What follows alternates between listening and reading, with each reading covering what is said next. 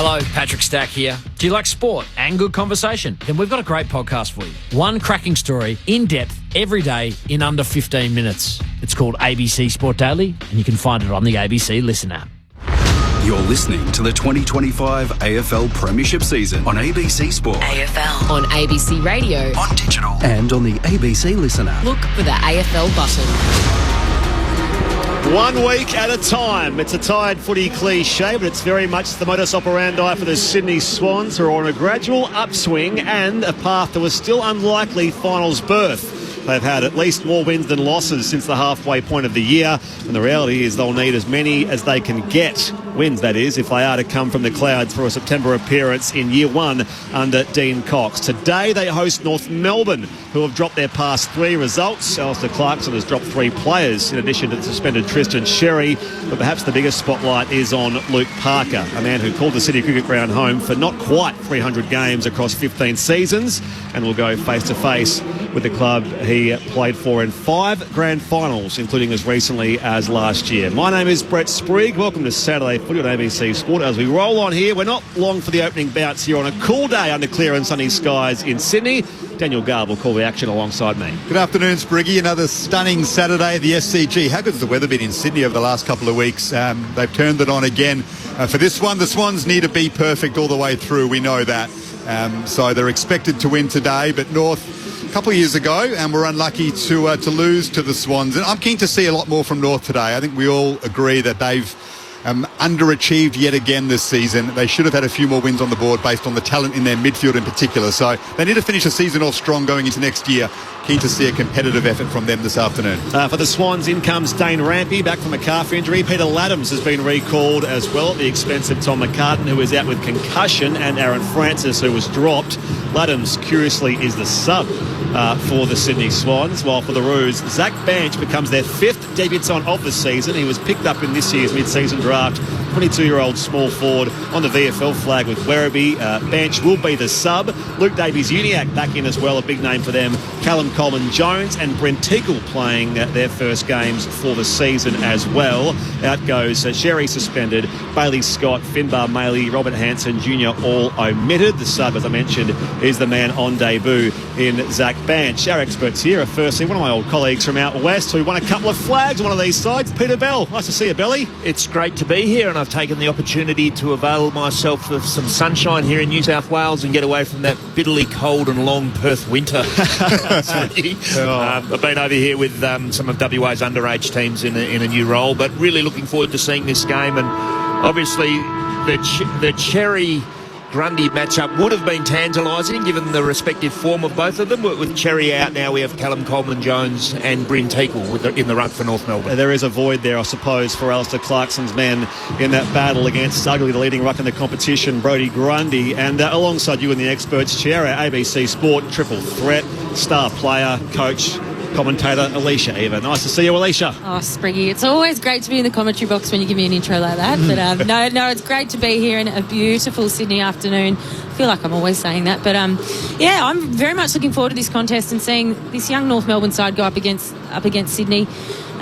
Really keen to see how Sydney back up the win last week against St Kilda. We know that was a tough, high-pressure contest, and they should get the job done, but I'm expecting North Melbourne to very much go at them early. Chasing 3 wins in a row for the first time this year, the Swans. What about North? You've seen a fair bit of those, Billy, far from just your playing days many years ago, but recently they've been in WA a fair bit. What have you seen from North Melbourne across the year? Yeah, I thought a couple of months ago they were building and they were playing consistent footy and being in games for longer, and it was all tracking reasonably well, but Alistair Clarkson and the club would be really disappointed in the last 3 weeks. They seem to have lost a bit of momentum. They rely really heavily on stoppage and territory, and they're not getting much score from turnover. So that'll be something they need to address today. They need to finish the season strongly. They invested a lot into this year, I think, with an idea that they would be improving, trading your future first, bringing in some veterans, and so far it hasn't transpired. So they need to finish the season strongly. Granted, the departure was of his choosing. What kind of a reception do we see for Luke Parker here this afternoon? What kind of reception will we see? You'd like to think A nice one. A nice one. Probably the one that Chad Warner's just given him now. They're pushing and shoving in the middle and having some words to say, and Chad's pointing towards his jumper. And there'd be some banter for sure. I was watching Sam Weeks run to the wrong end of the ground, actually. That's why I missed your question then. But I'm very much looking forward to Luke Parker being back at the SCG. Swans will go round weekend to start the right of your ABC Listen app. On ABC Sport this Saturday afternoon, the twilight slot. Here's Daniel Gard. Three-time club champion Luke Parker starting in the middle. And a man who might earn a third All-Australian blazer, Brodie Grundy, wins the first tap. Picked up by Powell, though. Gets it to Parker. So possession early for the former Swans. Great. It bounces out of bounds, though. And the umpire will afford Luke Parker some leeway and say that wasn't insufficient intent. We'll have a boundary throw in right half forward for North. Quickly down to Declan Byrne on the boundary. Yeah, beautiful conditions down here, from a wet and windy Launceston to a sunny Sydney. We're all good down here, no dew, so good to go. Still cold though, a little bit sniffly, I must admit. But free kick, by the way, going the Kangaroos' way, so they'll have it just forward of halfway. We'll be with McKercher on the outer side. That was up to go inside forward 50. Up they go. Grundy spilled the grab. Blakey wrapped up down there as well. And will ball up inside that Paddington end forward 50. bit of a change, actually. Charlie Comben starting forward for North Melbourne opposed to Lewis Melican. Callum Coleman-Jones doing the wrestling with Grundy. It's a free kick to Grundy. So Coleman-Jones in for his first game since round 3 of last year in the absence of Tristan Sherry. And Brynce Eagle is going to support him in the ruck. He hasn't played this year either, as Isaac Heaney takes a very nice mark at left half back from the Grundy kick. Just outside defensive 50. Swans reigning club champion. And his kick is high up to the wing. Caleb Daniel underneath it. He won't pose much of a threat in the contest. Picked up by Jordan. Couldn't quite connect with the handball. And it's a nice tackle by Logue, and Toby Pink on the wing will have a ball up in the area of the ground that still has a bit of sunshine as the shadows start to extend over the SCG. Ball in the air. Grundy tussled there with Coleman-Jones. Going in hard, tackled ball and all. And getting up is Roberts.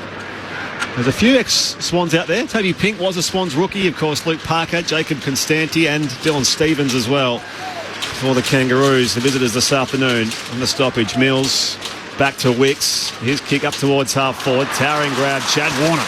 Still 75 from goal. They're streaming forward now. 2.5 gone, no score so far. The Swans and the Roos. Warner goes deep inside forward 50. Down to the contest, McLean. Big grab in the contest. He got the better of Will Dawson, and will go back here. 15 out directly in front. Well, 2 really important contested marks in that passage of play there. And North Melbourne have done a really good job keeping Sydney in a narrow part of the ground. They've squeezed across. Sydney have had to move the ball by going from contest to contest. The first contested mark was Chad Warner, and then the long kick inside 50 to Hayden McLean when he's marking at the highest point. It's pretty hard to stop. 20 goals on the year so far, Hayden McLean. 1 goal, 1 in that win against the Saints last week. No real issue here. He does kick the first goal of the game. And let's Will Dawson know all about it as well. 1 straight 6, the Sydney Swans. North Melbourne are yet to score. 3 gone first term. Saturday for you on ABC Sport. Peter Bell, Alicia Eva. He'll be disappointed, Will Dawson. He's come into the team mid-season, and for a young defender, he's very physical. But McLean is an enormous man, got the better of him. But they'll be having a few of those duels today, you'd expect, particularly if North Melbourne continue to force Sydney into that LDL sort of narrow style of play. Pete Laddams, the sub. Is that a surprising thing for either of you? It is a little bit. Maybe they want to stretch North Melbourne's undersized defence, or one of the key forwards, or maybe even a rest for Brodie Grundy. Could one of the key forwards might be carrying something potentially. So Swans it's a peculiar one, isn't it? If you're Ollie Florent, you're thinking, what do I have to do to get a game as a sub? Swans 1 straight 6. Roos yet to score. 4 minutes gone in the first term. Warner gets hands to the footy in the middle of the ground. Handball to Rowbottom. Now to McInerney. The Swans are out on the wing. He guides it to half forward. Jordan takes the mark. Looks to be free of a tagging role this afternoon, James Jordan, just playing as a half forward, and that wasn't paid. It was a late spoil by Griffin Logue. Swans fans not happy. We'll have a boundary throw in right half forward just outside 50. It wasn't a spoil, it was a mark, and then it just jarred loose, and the umpire missed it, I think. Held it for a long time. Swans fans letting the umpire know about it, but they got the early goal, so they're calm in the early stages as Parker dives in strongly for that football. He's given away a free kick for going low into the knees of Isaac Heaney, but that's the attack we've seen on this ground for a decade and more from Luke Parker. Heaney assesses the options. Goes narrow to the pocket. Grundy is outnumbered down there, and Griffin Logue will force it out of bounds for a throw-in. It's going to be interesting to see how North Melbourne play their stoppages today and what pieces they shift. Sydney are number 2 scores from stoppage in the last month, which is a bit of a different trend to how we saw them score early in the year. So they're going to have to be on there. Grundy touch it out of the ruck. Hand pass back to Goulden on his preferred left. Did it go 15 to Heaney? Yes, the umpire pays the mark. And Heaney is on a 45-degree angle and more than 25 out. It's been evident, hasn't it, that with Sydney's challenges early in the year, with the reintroduction of Errol Goulden, their form has just changed. I know there's other factors to that, but such an influential player, and look, it was a bit of a lucky kick in the end, but he's just been enormous the past month particularly. You can text us as always on ABC Sport 0437 774 774. We'll share those throughout the afternoon. Earlier, Hawthorn beat Port by 38 points in Launceston. Here's Isaac Heaney on the set shot. Steady approach and sneaks it through. Swans have the first couple. 2 straight 12 for North, who are yet to score. 6.5 minutes played in the opening term on ABC Sport. Declan Byrne on the boundary. Just a quick one, you might have noticed Luke Parker and Chad Warner having a bit of a fun at the start, and Parker was pointing at the Swans jersey. For the first time in 40 years, they've changed one of the sponsors' logos. They've all been hand-drawn, so you'll see that hand-drawn hearts on the Swans logo as a special touch with the Save the Children Australia and Sydney Children's Hospital Foundation today. Nice work, Declan. Swans 2 straight 12. Goals from Heaney and McLean. Brews yet to score and struggling to get any sort of control of this game at all in the early stages. 6.5 minutes gone. Grundy dominant in the ruck early on, opposed to Coleman Jones. A long way to go, but he's in wonderful form. North Melbourne just can't get their hands on it. They've had 3 disposals. Grundy and Coleman Jones wrestle again. Grundy with a clean tap down to Goulden. Davies Uniacke held the tackle, and that might be holding the ball. An arm was free for Goulden. The other one pinged, and that's the way it's umpired, that rule this season. It's well done by Luke Davies Uniacke. North Melbourne can go inside 50s. Eyes dart around the SCG. Now goes long, top of the square, the fly and the mark. And it's Bryn Teakle down there. In for his first game since the end of last year. He took the strong contested mark, and he can get North on the board from 15 out straight in front. It wasn't defended that well from Sydney. You've called it a contested mark, Garby, but it was really uncontested in the end, which is strange given how long the ball took to come in from Davies Uniacke. What a start to the game for Bryn Teakle. His first of the season, and he's converted from an excellent grab. North 1 straight 6, Sydney 2 straight 12. You're spot on, Belly. It was a long kick to the top of the goal square where there were a lot of numbers around the fall of the ball, but he just jumped at it almost unopposed. I'm keen to see the replay here. Uniacke puts it in long. Grundy's down there, the tools are down there, but no one actually takes a body. No one takes Teakle's body, and he just takes an uncontested mark in the end. And a nice finish. Bryn Teakle out of the big footy factory of Northampton from the Midwest of WA, which is has per capita probably the most star-studded Hall of Fame list of names out of that. Names like Lockyer, Hazelby, Cripps. Cripps, absolutely. Yep. It's a Hall of Fame town there up near Geraldton. We start back in the middle. Grundy in the contest with the goal kicker in Bryn Teakle. And there is McKercher. Tries to try to tackle. Hand pass picked off here by the Swans, and Sheldrick puts them inside 50. Down the corridor will fall well for Buller. And he comes in and takes the mark. 35 out directly in front. Very quickly, Declan Byrne on the boundary. Yeah, the one person who did get in the way of Teakle was Cam Zerha, his teammate, who is down. It looks like a winding. The doctors have gone out to him, but yeah, he's staying out there. But he copped a knee from Teakle in that mark. It did seem look a bit ginger as well, getting up as Teakle was taking his set shot. Meanwhile, the Swans can get the immediate reply here. Jack Buller, mid-season pick a couple of years ago. This is his 4th straight game now. Kicked a couple of goals against the Saints last week. Cross 50 on the right here. Kick from 35. The round weekend for the Swans' 3rd goal. Buller steers it through. 3 straight 18. The North are 1 straight 6, 10 going first term. Saturday footy on ABC Sport. Your experts Peter Bell and Alicia Eva. They've been very efficient, which I think Alicia spoke about from stoppage and scoring from stoppage the past month, and that's already been a bit of a problem tonight. Centre bounce ascendancy and into their big power forwards. Buller's always been a player that can take a contested mark.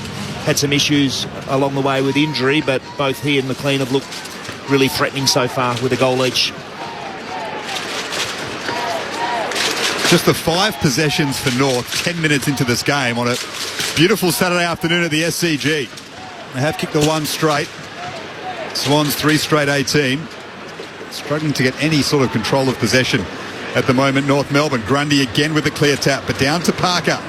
The quick kick inside 50 for North. Blakey underneath it, took a nice chest mark. One front position with some strength.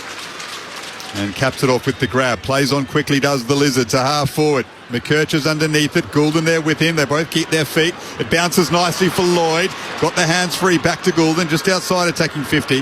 His handball misses Roberts. Will have a boundary throw in left half forward for the Swans.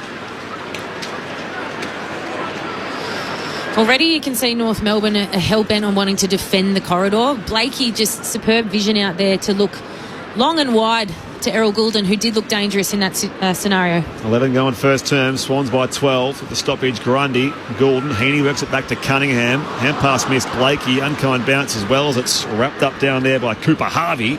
He's brought to ground as well. Umpire Hovering says we'll ball up on the outer wing of the SCG. Eastern side. Swans are 3 straight. North 1 straight. 11.5 played the opening term. ABC Sport. Grundy with another convincing tap. It favours Heaney. Tom Powell there with him. And both he and McInerney will then see it over the boundary line for a throw-in. But McInerney was slightly overzealous on Powell as they took the ball over the line. Umpire didn't like that. So it's a free kick to Tom Powell. Smack bang on the wing, out of side under the Bill O'Reilly stand. Another consistent season from Tom Powers. He guides it to half forward over the head of Parker. Coming out to meet it was Coleman Jones. Couldn't take the mark. Swans win it back. Melican. Handball over the top to Heaney, who's been really busy in this first term with the goal to boot. The kick to half forward. Set on top of Campbell and O'Sullivan. And O'Sullivan took the mark at half back for North. Played 12 minutes and neither Jai Simpkin, McKercher or Sheasel have touched the football. On cue, Sullivan retreats back to Davies Uniacke. It's a dicey kick though, trying to find Toby Pink. Picked off by Jordan, and Pink just manhandles him. And it will be, in fact, a free kick Sydney's way, deep in that right forward pocket. Wasn't that much from Toby Pink. I think that the bigger body probably had something to do with that. The fact that James Jordan went flying. So we'll take a set shot from deep at right full forward, Randwick end. As Gary mentioned, doesn't appear to have an assignment today. One of the best taggers in the competition. His snap shot goes across the face. Minus score. The Swans' first blemish of the afternoon. 3-1-19. North Melbourne 1 straight 6. 13 going first term. ABC Sport. McKercher brings it out and now spots up Simpkin. His first possession of the game. He's taken the mark just inside defensive 50. Left half back. Swans by 13 as Simpkin sends it up to the wing. Well done by Jack Darling. Showing all of his experience and strength there to guide Melican under the football and take the mark in that left bicep of his virtually. And goes backwards to Griffin Logue. The former Docker short to Parker. And a few cheers from some of the Swans fans for a 3-time club champion at this club. This is better from North. They work it up to Hardiman on the wing. Just controlling possession for the first time this afternoon. Hardiman to Parker, another disposal for him. Now to Simpkin, darts around Warner. On his left, they go inside 50. And the mark taken back there by Harry Cunningham for Sydney. He's been quite good since being reintroduced to the side after injury this season. Goes back into the corridor for Campbell. They're out and running here, the Sydney Swans. Put on the outer wing. Receives it now with room to bounce. Looks up inside forward 50 and finds Jordan again. Pink comes back in the contest. Jordan recovers. Overrun by Blakey. Jordan gets back to the football now. And it's piling from all angles. Hayward copped a push, but the umpire says we'll ball up. 45 out from the Swans attacking goal. The home side leads by 13 points here at the SCG. 14 going first term. Excellent defending from Toby Pink. He made up a lot of ground to get that spoil in. It's a free kick here. Darling was doing the ruck work on his own, and someone has kept Hayden McLean out of the contest from North, and McLean's won the free kick. Well, the ball is in the hands of Hayden McLean, and North Melbourne did such a good job of working the footy up to the other end a minute ago, but it was the kick inside 50, I think, from Simpkin that was just too shallow and was rebounded so quickly. Sydney out the other side, and that's how quickly the game can change if you give poor entries inside 50. McLean decides not to go for goal, instead guides it into the pocket for Heaney. Mark not paid, had fair purchase on that. It was spoiled away. And the North defence stands up. Sheasel back to Cooper Harvey, and then Callum Mills, the Swans captain, cuts across the pack and takes a strong grab to allow a re-entry inside 50 for Sydney.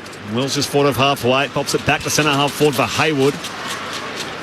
3 goals against the Saints last week, 4 goals last time these sides met. Goes long for home. Hayward misses to the right-hand side, and a minus score. 3-2-20 Sydney. North Melbourne won straight 6, 16 gone in the first term. Saturday footy on ABC Sport.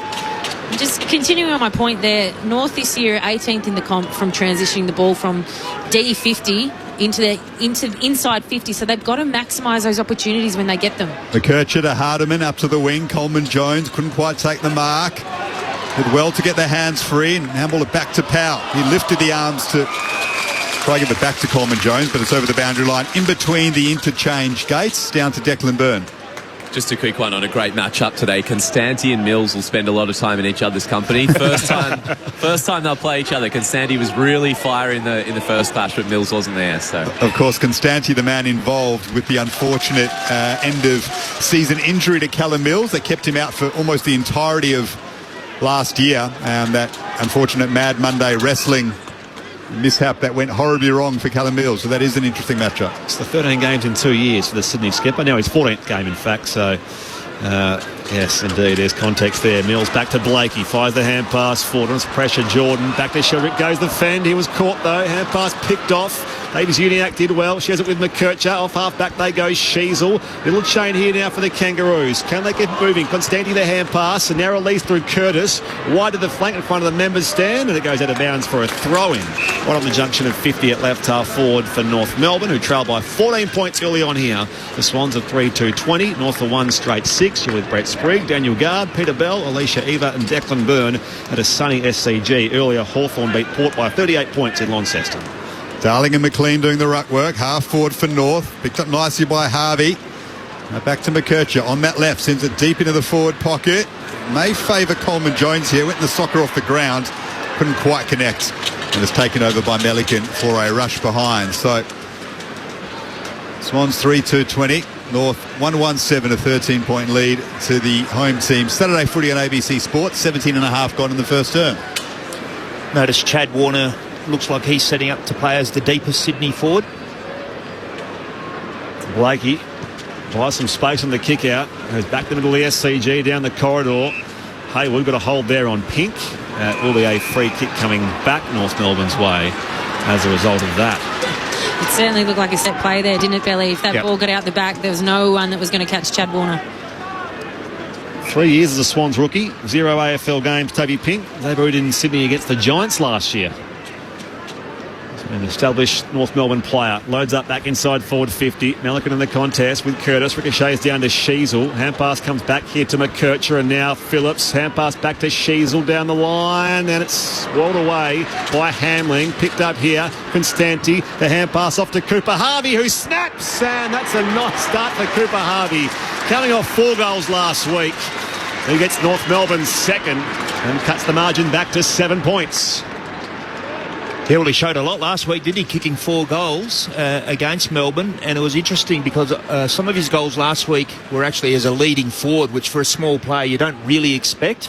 That was more your traditional small forward goal, just produced a crumb in the right spot at the right time and made it look pretty easy. It wasn't an easy snapper goal, but Cooper Harvey certainly made it look that way. Had some nice memories with his old man, Belly. Yeah, had the great fortune of being a teammate of Boomers for a long time, and the family are right behind Cooper, and they'd be really thrilled with what he's done over the last couple of weeks. Importantly, who's taller, you or Boomer? I've got him covered. I'm a giant amongst You're actually listed on the same number, I think. Well, when we played together, I was taller, but now I'm nearly 50. I've shrunk quite a bit, I reckon, so he's probably got me covered now. The son of a gun making his way making a name of his own at North Melbourne. Important goal. Swans lead by 7 points as Warner spikes it forward in the middle of the SCG. Well done, McKercher. Showed strength to win that contest and then try and release Sheasel just forward of halfway. Goes backwards now to Simkin on his left. North go inside 50 again. Comben, one front position, couldn't take the mark. Campbell tries to win it back for Sydney, but Sheasel gets hands to it. They've given away a free kick though, North. A reprieve there for the Swans and to Braden Campbell. At right half back, that's a really scrappy kick from a player of his skill level, but manages to find Hayward. Marking on the wing. North back in numbers, set up nicely, so Hayward goes laterally to Rampy. Back in the side, the Swans veteran after injury. And have no option but to send this long to half forward. McLean the target, takes possession. The handball to Rowbottom, into Goulden, might have caught one high, but he fell to his knees. Umpire did not fall for it. We'll have a ball up inside 50 for Sydney, and that was probably a good spot by the umpire. 3-2 plays 2-1. The Swans by 7 points. Just hit time on here in the opening quarter at the Sydney Cricket Ground. One down here for the Kangaroos. They'll clear the area. Well, a hurried kick on the Kircher. Towed back inside forward 50 here for the Swans. It missed Sheldrick. Head over it now from Bice. Run down there by Will Phillips. The umpire says give it to me for a ball up. Right half forward for the Swans. Shadows of the members' side. Again, Grundy down here. Chad Warner explodes past. Beats a couple of tackles. Fires on goal from 40. Misses the left-hand side. Not quite the finish from Chad Warner. 3-3-21 plays 2-1-13. Swans by 8 in time on here in the opening quarter. Just seemed to move through that stoppage a little bit too easily there, Chad Warner. You know he's the kind of player who likes to rip through the stoppage with speed. You've got to get goal side. Caleb Daniel with his first disposal of the afternoon. A kick in to Finn O'Sullivan in the pocket. He kicks up to the wing and Harry Cunningham spoils it over the boundary line for a throw-in. Left half forward for the Swans. Will Phillips has started nicely. 4 disposals. He's one they need to see come on, Peter Bell. Pick 3 in the 2020 draft. He's taken a while. His 50th game today. It looks like he's starting to find his feet now at North. Yeah, it's a big investment that the club have made in him, and it's taken his time, but he's done some good things this evening. Swans by 8 points. Grundy out of the ruck. Beat Coleman Jones. Hand pass himself. Runs onto it now. He's got a little bursting by as well. Gathered now by Finn O'Sullivan. He's in some trouble. Dropped the footy. Goulden lurking, and so too Lloyd. And again, the umpire will ball up just inside 50 for the Swans at the Randwick end. They have steadied a little bit, North. They've won a bit more footy in the last 3 or 4 minutes. Swans by 8 points. Goulden with a quick kick inside 50. Underneath it is Dylan Stevens, his good friend, and Goulden wraps him up. A couple of Liverpool supporters. Dylan Stevens was the one who told Errol Goulden to do the Diogo Jota celebration a couple of weeks ago. Both being mad Liverpool fans, so no doubt they'll enjoy playing on each other or near each other this afternoon. Here's Luke Parker. He's good friends with many of these Swans, of course. Now Sheasel, the clearing kick from around defensive 50. Jack Darling with a big leap on that one. And it was Zerha who was held in the contest, but Darling got up high. Couldn't take the mark. Zerha wins the free kick on the wing for a hold. I wonder whose idea was the Lockie Whitfield tifo in the Giants game last week. No, I'm not sure. It was a nice touch though. Yeah, Liverpool fan again, Lockie Whitfield. They're everywhere, it seems. Zerha goes wide. Darling does take the overhead grab on the outer side. That we are. Still a long way from home here. The former West Coast Eagle. Swans by 8 points here at the SCG in bright late afternoon sunshine. Darling loads up deep at the hot spot. Coleman Jones and Grundy wins the contest at the back, does the Swans ruckman. Plays on across the face, a defensive goal. Under some pressure here is Roberts, and it skids out of bounds for a throw-in the left forward pocket for the Kangaroos. Right idea from the big ruckman. I'm not sure Dean Cox would be thrilled with just the blindly rolling on in deep defence, because he looked up and North Melbourne had sealed off all exits. The Roos are in this early. Swans lead by just 8 points. 23.5 gone in the first term. It's a boundary throw in attack for North Melbourne. Here's Davies Uniacke. His handball is picked off by Wicks. Clearing kick up to the wing. McLean's underneath it. Couldn't quite take the mark. He was pushed in the back though, according to the umpire, by Will Dawson. McLean with the better of that contest early. Take his free kick from just behind halfway, Hayden McLean. Up to half forward. Hayward the target. Buller there as well. Hayward couldn't quite take the mark. I think from behind the pack. O'Sullivan back to Daniel. Now it's Pink. Lloyd gets the hands free. Hardiman on his left. That's better from North. Rampy almost intervened. Hardiman won it back, and then it's a strong tackle by Mills. He takes Curtis over the boundary line in front of the North Melbourne bench, and we'll have a boundary throw in. Their handball game's been really impressive, North Melbourne. Their handball chains linking up in between the arcs have been really nice. It's just the kick that's either going short to a 50-50 contest or just shallow inside 50s. The voice of DRS giant Alicia Eva. One down here. And both rucks had a touch at that. It goes out of bounds for a throw-in front of the North Melbourne bench. And those shallow entries you mentioned, number one, you're not maximising value yourself, but they're incredibly hard to defend, and usually you're conceding a score if the entry isn't deep enough. And that's Peter Bell, dual premiership winner, former Fremantle captain as well. Back in it comes.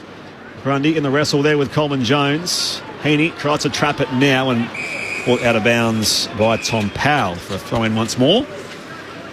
Sam Wicks has done a good job on Paul Curtis, who's been one of North's real success stories this year, up to 28 goals, but hasn't really had an impact to this point. That's been a good coaching move by Dean Cox this year, moving Sam Wicks back into defence. He's very comfortable in that role as Grundy wins another tap. Down to Heaney, spins out of the contest superbly, gives it back to Grundy. Mills to McInerney on the wing, he'll have a bounce. Simpkin closes on him, kicks to half forward. Good pressure by Simpkin. That forced a turnover. Gathered by Pink in defensive 50 for North, and then Simpkin works it up to the wing to Curtis, who got away from Wicks and has taken the mark just behind the wing. It was really good pressure there on McInerney as the Swans were streaming forward. Curtis goes to the corridor. It's a dangerous kick. Looking for O'Sullivan. Did well, the youngster. Controlled the football, kept his feet. Shared it with Sheasel. Over the top for Curtis. Ball's on the wing. And Sheldrick does well to corral Curtis over the boundary line. Another throw-in just forward of the wing for North. North Melbourne, they're doing everything they could to avoid kicking the ball long down the line because Brodie Grundy was sitting right there. Swans by 8 points, 26 gone in the first term. Saturday footy on ABC Sport. Grundy up in front of Coleman Jones. In fact, it's Teakle in the ruck with him. Heaney tries it on the boot. Just whacks it towards half forward. Low with the spoil there on Jordan. At the drop, Buller wins it down. Loose man is Campbell. Buller runs onto it now. Run down from behind though. Great chase and tackle it was by Constanti. Comes loose now at half back for North. Desperate stuff in there from Logue, who's tackled and will be balled up once more. That true centre half forward for the Swans.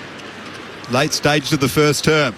I'd love another goal the home side. They lead by just 8. Grundy with a clear tap. Ball goes inside 50. Pink leading Buller to the football. Simpkin does well to keep this in. Left half back. And then as a bounce, Jai Simpkin.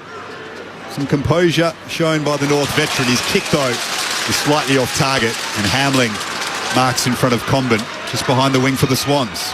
A recent 100-gamer in his 14th year in the AFL system, Joel Hamling. Sends it deep, members side, out to a 2-on-2. McLean crashing the pack. At the drop, Simpkin there for North Melbourne. He's wrapped up by Sheldrick. Declan Byrne on the boundary, down to you. Callum Coleman-Jones in for his first game of the year, but he's in the rooms at the moment going down with an ankle issue. First AFL game since Good Friday last year. Long time between drinks for Callum Coleman-Jones, and a big role for him to play today in the absence of Christian Cherry. Hand pass received here by McKercher. Room to bounce, members side. Comes back into the corridor now, and Curtis takes a chest mark. 40 out on a 45-degree angle. There's a bit of tussle there after the fact with Rampy, also back in the side this week for Sydney. But Curtis will take his set shot from 45 out. He's one player that Dean Cox and his match committee would have talked a lot about, Colby McKercher, such as the run and possession chain that he can generate off half-back. Do we tag him? Do we try and assign someone to him? And the reason why they would have considered that is because of that type of play exactly. Meanwhile, Paul Curtis lines up his set shot, starts out to the right, stays there. And minor score for North Melbourne. Hanging in there, 2-2-14. Trail the Swans to a 3-3-21. He's so often a 2 and 3 possession player, Alicia. Yeah, McKercher. I was just going to say that North Melbourne, they've worked their way back into this through their handball chain, run and carry, use their numbers game in between the arcs, and just a really nice finish going inside 50 there by McKercher. Up to 8 disposals, Colby McKercher, as the Swans working now to McInerney at left half back. Sydney leading by 7 points. Wonder if James Jordan, without an assignment to start the game, maybe gets moved on to McKercher as Dean Cox assesses the contest. Here's Blakey on the wing. Kicks to half forward.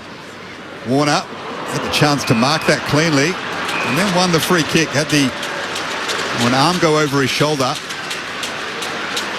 So he'll take this 60 out. Warner decides to handball quickly to Blakey. He centres it rather than going for goal.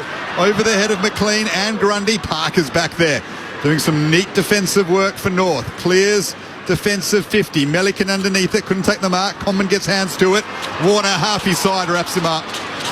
We'll have a ball up on the wing. Swans leading by 7 points. 29.5 gone in the first quarter. Saturday footy on ABC Sport. The entire playing arena now in the shadows. This late afternoon, Grundy wins it down. Sheldrick, hand pass out the back, picked off now by Zerha. He tries to weave through traffic and he receives a free kick here as he was taken high by Sheldrick. Sends it back wide here to Luke Parker. Swans legend. On in turn here, Davies Uniacke from the flank on the outer side. Spots up the man inside forward 50 and finds the chest of Comben. And he'll take his set shot from 40 out on the 45-degree angle right-hand side. Yeah, they've really settled into the game, North Melbourne. Davies Uniacke, the lovely inside 50 to Comben, who has been shifted forward in the absence of Nick Larkey. So it's a good combination. There is Charlie Comben on that note. Actually debuted against the Swans 4 years ago. Very important kick here to finish the final, or the first term, with the final goal of it potentially here. Comben lines it up, misses across the face. Just as well, so my little gag won't make the highlights. 2-3-15 North Melbourne trail the Sydney Swans to a 3-3-21. That first term went just over half an hour here. And in that first quarter, Hayden McLean kicked the first goal of the game for the Sydney Swans. Isaac Haney and Jack Buller also on the board, while for North Melbourne, Brent Teakle and Cooper Harvey, the goal kickers in the opening term. Earlier in Launceston, Hawthorn 13-987 beat Port Adelaide 7-7-49, so a 38-point win for the Hawks at York Park. Coming up later on today, Carlton versus Melbourne at the MCG. Most of you will hear that. Otherwise, if you're in WA, we'll get you to Perth Stadium for the build up to West Coast and Richmond. So a massive game in some ways for both of those sides tonight in the Saturday night slot. But here at the SCG, it's the Swans by 6 points on ABC Radio, News Radio and the ABC Listen app. This is Saturday Footy on ABC Sport. A man's gone missing in the outback. But how do you search for someone who doesn't want to be found? Death will come, and I'll be ready for it. Expanse, Series 5, Nowhere Man. Hear the podcast now on the ABC Listen app. This is the 2025 AFL Premiership season on ABC Sport. And here's Isaac Heaney on the set shot. Steady approach and sneaks it through. Swans have the first couple. What a start to the game for Brent Teakle. His first of the season, and he's converted from an excellent grab. North 1 straight 6, Sydney 2 straight 12. Jack Buller kicked from 35. The round weekend, the Swans' third goal. Buller steers it through. Rolled away by Hamling, picked up here, Constanti, the hand pass off to Cooper Harvey, who snaps, and that's a nice start for Cooper Harvey, who gets North Melbourne's second and cuts the margin back to 7 points. This is ABC Sports coverage of the AFL. On your radio ABC Sport Digital. and on the ABC Listen app. The Sydney Swans by just 6 points at the first change here at the Sydney Cricket Ground. They're 3-3-21. North Melbourne at 2-3-15. Your texts welcome across the afternoon and evening to come. 0437 774 774. Love ABC footy. Go North. Your young guns are learning. Keep believing, says Jan from Euroa. Belly, sunshine in Perth, says Jules. Looking forward to the call as I grout some tiles. You sort of facetiously mentioned the more favourable weather here in Sydney. It is nice. We have nice winters here in Sydney, but I'm sure it's probably much nicer most of the time in Perth. That'd be good, wouldn't it? Doing the DIY and listening to the footy at the same time. Yes. Must admit I've never grouted the tiles. So I just pay someone else to do it for you. He's got me covered there. Richard from Geelong. I shouldn't really indulge Richard here, but he says we have to hope that Sydney will play Hawthorn in terrible weather in Launceston, and then we will have the Wizard playing the Lizard in a blizzard. Good on you, Richard. That's as bad as some of my stuff. 0437 774 774. Let's talk footy. Alicia, Eva and Peter Bell. The Swans by 6 points. Well, the Swans got the jump early, and North Melbourne's mids just couldn't get their hands on the footy, and it really showed in the first 5 minutes. Sydney were making the most of it in front of goal. I think they kicked 3 straight to start the game. Looking at some of these stats now, once North Melbourne's midfield got going and they started using their handball chains, all of a sudden Sydney are +1 for contested possession. Clearances are even at 12 apiece. And I think we can back our eye test in here, Belly, because we've been speaking about it in the first quarter, where North Melbourne are letting themselves down are with their kick disposal. And at the moment, Sydney are +4 intercept marks. So when North Melbourne are kicking the footy, and I dare say it's in that attacking mid inside 50 zone, they're turning the ball over. They're kicking it to a defender that's dropped off, or Brodie Grundy who's in the hole. So I think North Melbourne certainly turned the quarter around once they started winning the ball and using the ball by hand. They look really good when they put speed on the ball, but they're just turning it over by foot in their forward half. And the one thing they really had to improve, you think back to the Buller goal, that's out of centre bounce. You think back to the Warner goal, that came from a boundary throw-in. So Sydney well on top early in the game in stoppage. And it's really evident, isn't Alicia, that both teams would prefer to be in the corridor like most, but Sydney have had a bit more success in getting it out to the open side on a couple of occasions too, whereas North Melbourne haven't really been able to get opportunity. They've had to rely on running straight at the goals and manufacturing those handball chains that you spoke about. It's a lot more even towards the second half of that first quarter. North Melbourne sort of felt their way into the match, so it's quite evenly poised now. There were 23 hit-outs in that first quarter. Brodie Grundy won 19 of them.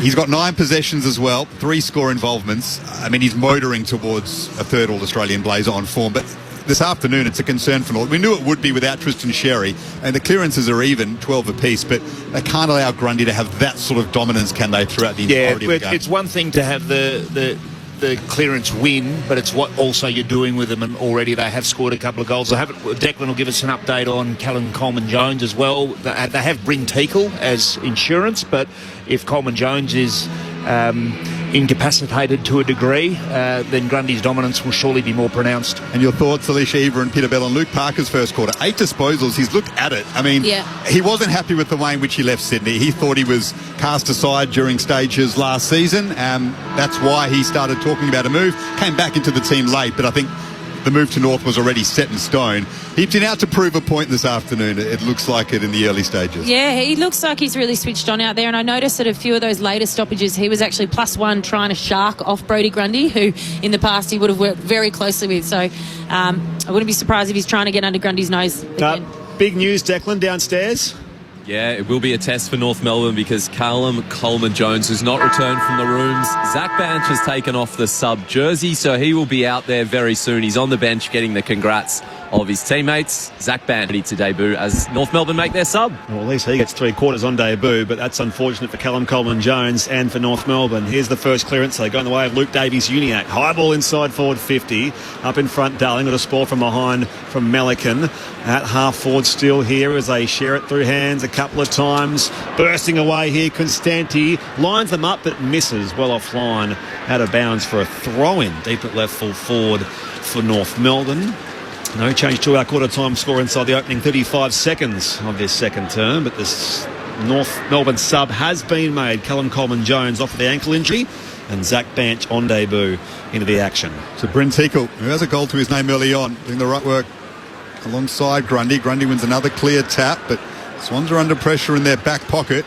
Curtis is eventually wrapped up. Wonder what the world record for hit-outs in a game is. 19 in the first quarter is a fair bit from Brodie Grundy. We might have to watch that one throughout the afternoon. Is it a Todd Goldstein stat? It's a fairly good guess. Yeah. Maybe Belly's old teammate Aaron Sanderland's. He'd probably be around the mark somewhere. Here they go, North Melbourne. Again, wide sweeping hand pass all the way back now to Hardiman. Got a Shepherd on the way out there with the hand pass now back to McKercher. Works it back to Stevens. Pushed off the kick. Wobbly ball inside 50. Roberts crashing the pack there on Constanti. At the drop, though, Sheasel. And again, they work it wide as it's marked by Joel Hamling. It was touched off the boot, so play on, says the umpire. He's run down by Curtis. But he shows some clemency there towards Hamling and says we'll throw it up instead. He's not the sort of player that you want to run into in those circumstances, Paul Curtis. He lined Joel Hamling up and then he was quite kind in the end, which is good. Ball up, forward pocket for the Roos. Well done, Mike Grundy. Takes it out of that area cleanly, but then turns it over straight to Jack Darling. It was a risky kick outside of the boot in his own back pocket, and he's kicked it straight down the throat of Jack Darling. He'll have a shot from 20 out in a slight angle to the right. He's had a couple of open side blunders, Brodie Grundy. He's been very good in the game so far, but we had one in the first quarter where he sort of rolled and played on and went out of bounds, and that one was a direct turnover to Jack Darling, who couldn't believe his luck. So Jack Darling for goal 549 of his illustrious career. The second most goals kicked for the West Coast Eagles. He's got North's third of this game at the SCG and scores a level. North Melbourne 3-3-21, the same as Sydney. Grundy, who's dominated with the bad turnover, Jack Darling takes advantage.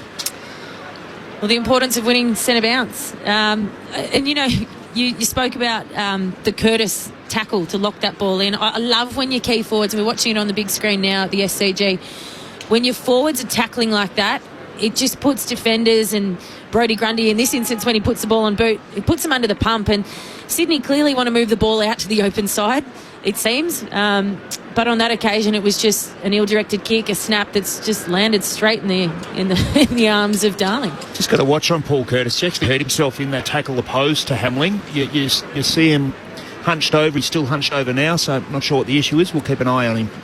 Scores level here at the SCG. Tickle and Grundy in the ruck. And it bounces back here and again. Working the way. Davies Uniacke to McKercher. They've got good run here, the Kangaroos. Tickle sends it inside forward 50, 2-on-2. Getting back Hamling, just forcing it through. In fact, I think Roberts stepped over the line there in the end to make it a rush behind. It was under some pressure, and North Melbourne have the lead. 3-4 plays 3-3. The Swans waste no time from the kick out. Some concerns for Sydney early in the second term as Mills goes to Grundy, off hands, boundary throw in, left half forward for North. Here we go. Todd Goldstein in 2015 against the Giants for North Melbourne had 80 hitouts. Sam Jacobs 74 for the Crows against Melbourne 2017. Brodie Grundy's best was 73 for the Pies against the Giants in 2019. So and Sam Lance has 4 and 5 on the list as well. There you go. Well, he's on track to beat that. The pace he's on at the moment, Brodie Grundy, as Heaney's well tackled. Another strong challenge by North inside their own attacking 50 to lock it up. We'll have a ball up. We spoke early in the game about James Jordan not having a tagging role. He certainly does now, running closely with McKercher. Yeah, we thought that move might come. North lead by a point. Another strong tackle. That's from Constanti. It's on Roberts, and there's been 3 or 4 strong contests by North to keep this ball inside their own attacking 50. Teakle punches it away from Grundy this time. Heaney gathers it though. Back to Melican. They finally clear the area, Sydney, over the head of Hardiman. McLean knocked it down. Set up nicely for North. Here's Powell on his left, inside 50. Blakey will gather it. Handball to Rampy. Now to Grundy. Misses Mills, but Cunningham's there. Back to Mills. Excellent pressure again from North, and once more they lock it in attack. Didn't allow Sydney to bound off defensive 50. And there'll be another ball up inside 50 for North Melbourne. This is strong from them early on at the SCG. And it's the pressure of Jacob Constanti again. I thought Luke Parker might be the man here against his former side, but Constanti's got a point to prove as well. Goulden tries to rebound here out of the half-back area. On the run, McInerney overruns the ball at right half-back. Pressure now comes from the former Swan in Stevens. Back to Roberts, and he turns back to his skipper in Mills, who marks on the outer side of the ground. North Melbourne by a point here against the Swans. And the kick is well weighted to find Isaac Heaney on the outer side. Heaney goes inboard to Goulden. Quietish in the first term, but he does this so often. He works his way into the game with his running power, Errol Goulden. That's an excellent kick to centre half forward. It's been marked by Jordan, who will ask some questions of McKercher the other way now with that tagging job. But once more, it's the precision of Errol Goulden by foot that opens up the opportunity. Jordan will kick from outside 50 straight in front. He's shown a proficiency in these run-with rolls to score, which is just so valuable and incredibly deflating if you're the player who's being tagged, if the tagger hits the scoreboard. That kept Caleb Sarong to 11 possessions, a kick, 2 goals. Last out to get the SCG for Sydney. Here's James Jordan, 55 out, has got a long kick on him. This is looking really strong, just wide. Had the distance. So McKercher, 10 disposals. Jordan gets the tagging role on him as Dincock just assessed the game and thought we're best to put the man they call the padlock. Now McKercher's got a test. Scores a level here at the SCG early in the second term. And you can see why. He's had the 10 disposals, but he's had 4 score involvements. So he's almost going at, 50% of his disposals are impacting the scoreboard. Caleb Daniels kick-outs chopped off there by Lewis Melican, just forward of the wing. Swans in defence into attack. Melican's kick intercepted though by O'Sullivan. Hot footy here, middle of the SCGs. Again, they pile in and the umpire will ball it up. 7 gone second term. Scores level 3-4-22 apiece. You're with Brett Sprigg, Daniel Garb, Peter Bell, Alicia Eva, Declan Byrne here on ABC Sport for your Saturday twilight game. Grundy off here. It's the hand pass picked off again by Finn O'Sullivan. North rebounding off half back quickly. Kick forward of halfway. Common out after it now. Had his path impeded there though by Hamling. Loose football one back though. Rampy, Melican, and now it's a kick on the 45 to find Blakey. He's away member's side. Clever kick from Blakey, inboard to Jordan. Had Heaney running past, gave it to him. Heaney spots up Warner, just went through his hands. The superstars almost linked up. North regather in defensive 50. Pink to O'Sullivan at centre half back. He goes into the corridor and Sheasel's marked. So North can get going now on transition. Sheasel short to Stevens by hand. Over the top now to Constanti. Just outside 50. Looks for Curtis on the lead. It bounced up once before he grabbed it. But Wicks was right there with him.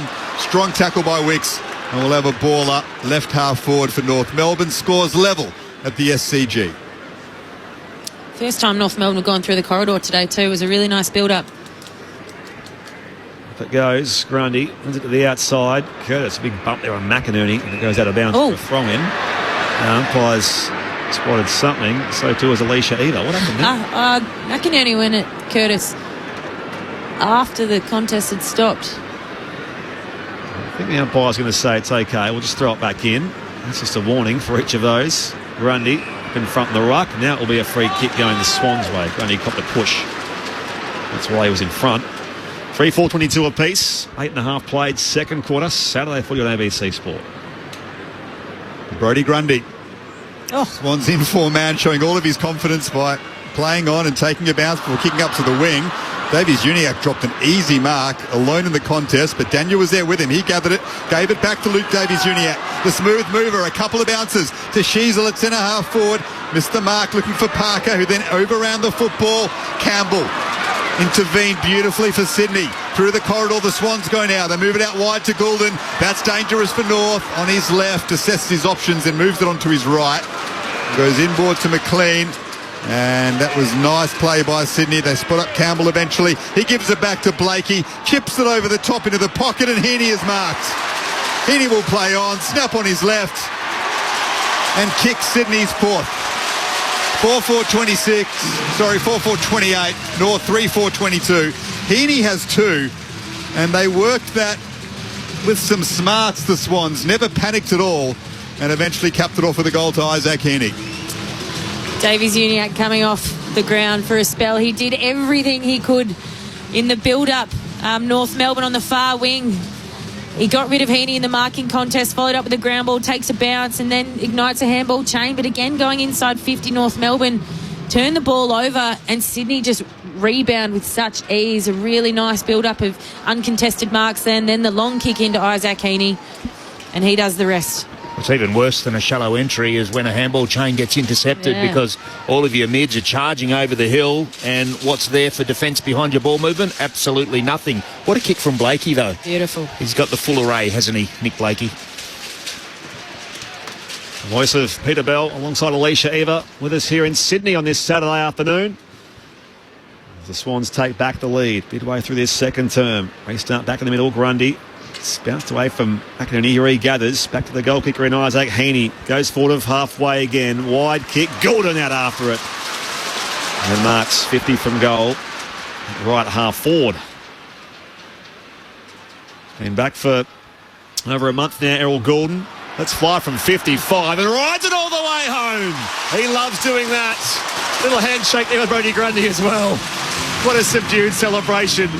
But it's all part of the fun. And the Swans have 2 goals in a hurry. 5-4-34 plays 3-4-22. 11 go on second term. ABC Sport. Well, the hit-out dominance is now becoming a really big factor because Grody's having his way, really. Brodie Grundy. Griffin Logue, the positioning there, he was lucky not to be exposed by Warner moments ago, and that time he was by Goulden. And then having a discourse with the umpire, Goulden took full advantage, played on, kicked it from 55. But what to do about Brodie Grundy? Particularly at centre bounce, when it's genuine 1v1 contest around the ball. At stoppages, at ball-ups and throw-ins, North Melbourne can throw extra numbers in at the contest, but centre bounce, the Swans midfield just seem to be getting first access here. He's a freak, Errol Goulden. Just works his way into the game and takes charge of situations. Swans lead by 12. Another clearance. Grundy down to McInerney. Inside 50 they go. Well done by Daniel to get hands to it. Quick handball to Logue, who clears the area. And then Constanti knocked it away from Cunningham. Not convincingly enough. Set up nicely for Cunningham. He went back to Mills. And now to half forward, where Bice has taken the grab.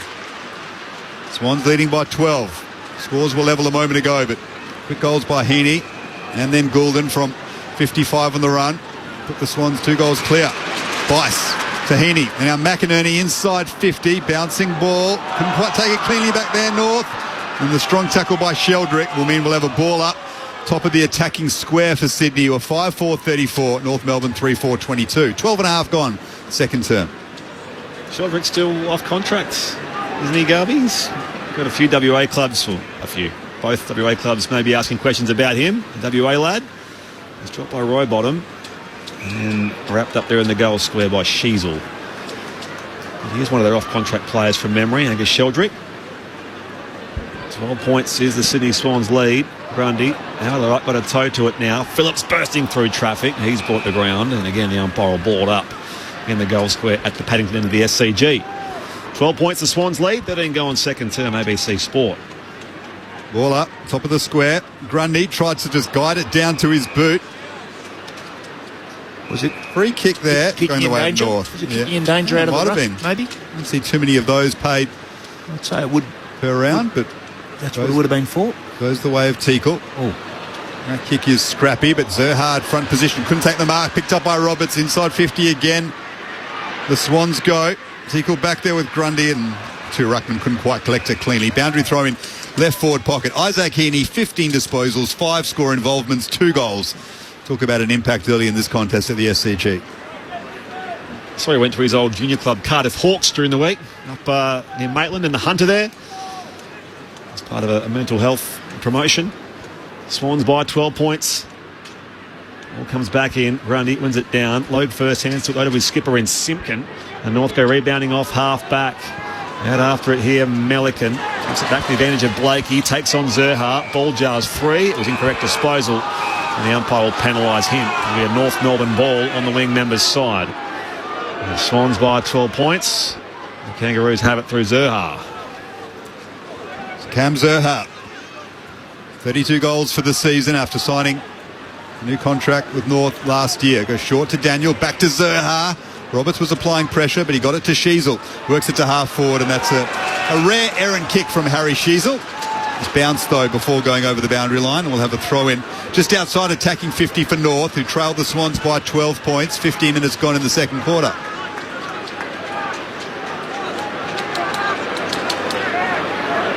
Well, I imagine it's going to be Jack Darling into the ruck now for North Melbourne. Came off the bench and ran straight to that contest. Buller doing the ruck work for Sydney. Down to Rowbottom. Couldn't quite get hands on it cleanly. Sheldrick takes possession and is taken over the boundary line. And caught hold of the football. Didn't do enough to get rid of it. Strong tackle by Darling. Darling's kicked 1 goal already in this term. He's too far out to score. He'll look to centre it. 298 games as a West Coast Eagle. Comes back inboard here to find Will Dawson. His 7th career game. Drives it long with the hot spot here for the Kangaroos. Pack conversions. Zerha up in front. Spilled by Buller at the back. And it will be out of bounds for a throw-in alongside that right behind post. 5-4-34 plays 3-4-22. The Swans by 12 points. 16 gone second quarter. Saturday footy here on ABC Sport. McLean and Darling doing the ruck work. Deep in attack for North. McLean palms it down to McInerney. He can't quite clear the area. Bouncing ball. Inside 50 for the Kangaroos. And then Goulden's wrapped up by Sheasel. A couple of young guns fighting for the footy. Umpire says, give it to me. I'll throw it up. Swans lead by 12. Down to Rowbottom. He clears the area. Davies Uniacke underneath it. Parker flew at the football. Couldn't take the mark.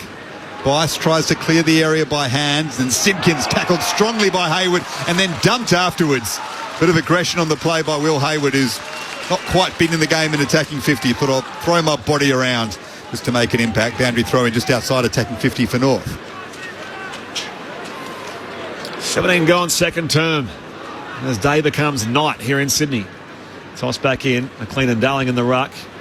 And pass shuffled out here towards Davies Uniacke, dispossessed. Kept it moving though, in fact. McKercher involved, and now back to Caleb Daniel. Simpkins sends it top of the 50-metre arc. Stevens knocks it down here. Comes back to Sheasel. He snaps to the left, and it curls around the post. Harry Sheasel with some brilliance. It's North Melbourne back within a kick. 4-4-28 North. Sydney a 5-4-34. 17 gone second quarter. Saturday footy on ABC Sport. Declan Byrne on the boundary. Just a quick confirmation on Callum Coleman-Jones, who made his way out looking very dejected. It's a calf for Coleman-Jones. That's awful. We had the Achilles problem, which is why he didn't play any footy at senior level since Good Friday of last year. So, same part of your body, obviously, but barely played a full quarter, Callum Coleman-Jones, this time around. Just touching on that goal, Dylan Stevens will be very pleased that Harry Sheasel put that through the big sticks, because there was a certain uncontested mark for Zerha leading up to Jai Simpkin, and Dylan Stevens got in the way. So Harry Sheasel, a very nice finish. Lining up at half forward at the moment, Sheasel. That's where he made his name as a junior. It was a tidy finish as Jack Darling doing the ruck work. Sends North inside 50 again. They leave it behind though in attack. Mills picks it up, gets it to Rowbottom. The 1-2 with Warner. Back to Rowbottom. Now to half forward. Logue has front position for North. Bounced off his chest though. Well done by Jordan to gather it. Not paid the high tackle eventually he is. It was a late call. Maybe the appeal from the Swans fans helped win that for James Jordan on the wing. And he'll kick Sydney inside 50. McLean's there, as is Buller. Takes a strong grab, one front position, and worked his way to the front of the contest as well. And he's taken the mark, Jack Buller, looking for his second goal. He'll kick from 40 out and slightly worse than a 45-degree angle to the left. Starting to emerge as an option up forward for Sydney in the absence of Logan McDonald and Joel Amardi. He lit up really nicely for that ball. It's funny watching all the key forwards in their set shot routine. They're all now adopting the Jeremy Cameron squeeze the footy, check that it's pumped up. It works for Jezza. Why not for Jack? Here is Buller in his fifth game. That's a wonderful kick. Never looked like missing. And he's got his second of the afternoon. Sydney back out to a 12-point lead, 6-4-40. North Melbourne 4-4-28. 19 and a half gone. Second term, Saturday afternoon footy on ABC Sport. Your experts, Peter Bell and Alicia Riva. I suppose if you kick like that after you squeeze the footy, there'll be more players adopting the technique. I was just thinking I might need to do that in my set shot routine, Billy. Well, I think a lot of players like to do it with the new footies. They think they're quite pointy when you first get them, so it becomes a habit. And if Jezza's doing it, I think a few other people will think if it's good enough for Jezza, it's good enough for me. Certainly good enough for Jack Buller there, who again, looks like a dangerous young key forward. He's worked really hard on his athleticism. He's a lot more chiselled now than when he had his opportunity a couple of years ago to come to Sydney after kicking lots of goals at Claremont. But he looks very much at home here at the SCG. Played just the one game in that back half of his, I guess, draft year, mid-season draft year, and then didn't play at all last year. Free kick here for a hold going North Melbourne's way. So they'll go forward of halfway again. Simpkin on the Logo members' side. Wider still now to the flank where he finds Brent Teakle. So 65 from goal. From the East Freo lad. Now pops its head closer to home, but it's come off the chest and in a contested situation. Jordan goes out to the football and the contest there with Will Phillips. Gets up, hands it back to the umpire. Tossed up at right half forward. Grundy snatching for it. Another free kick here going the way of North and Brent Teakle. And Teakle's done all right since Coleman-Jones has gone off. He's just quelled Grundy's influence a little bit. Want a free kick here outside 50. Right half forward. Looks like he's having a shot.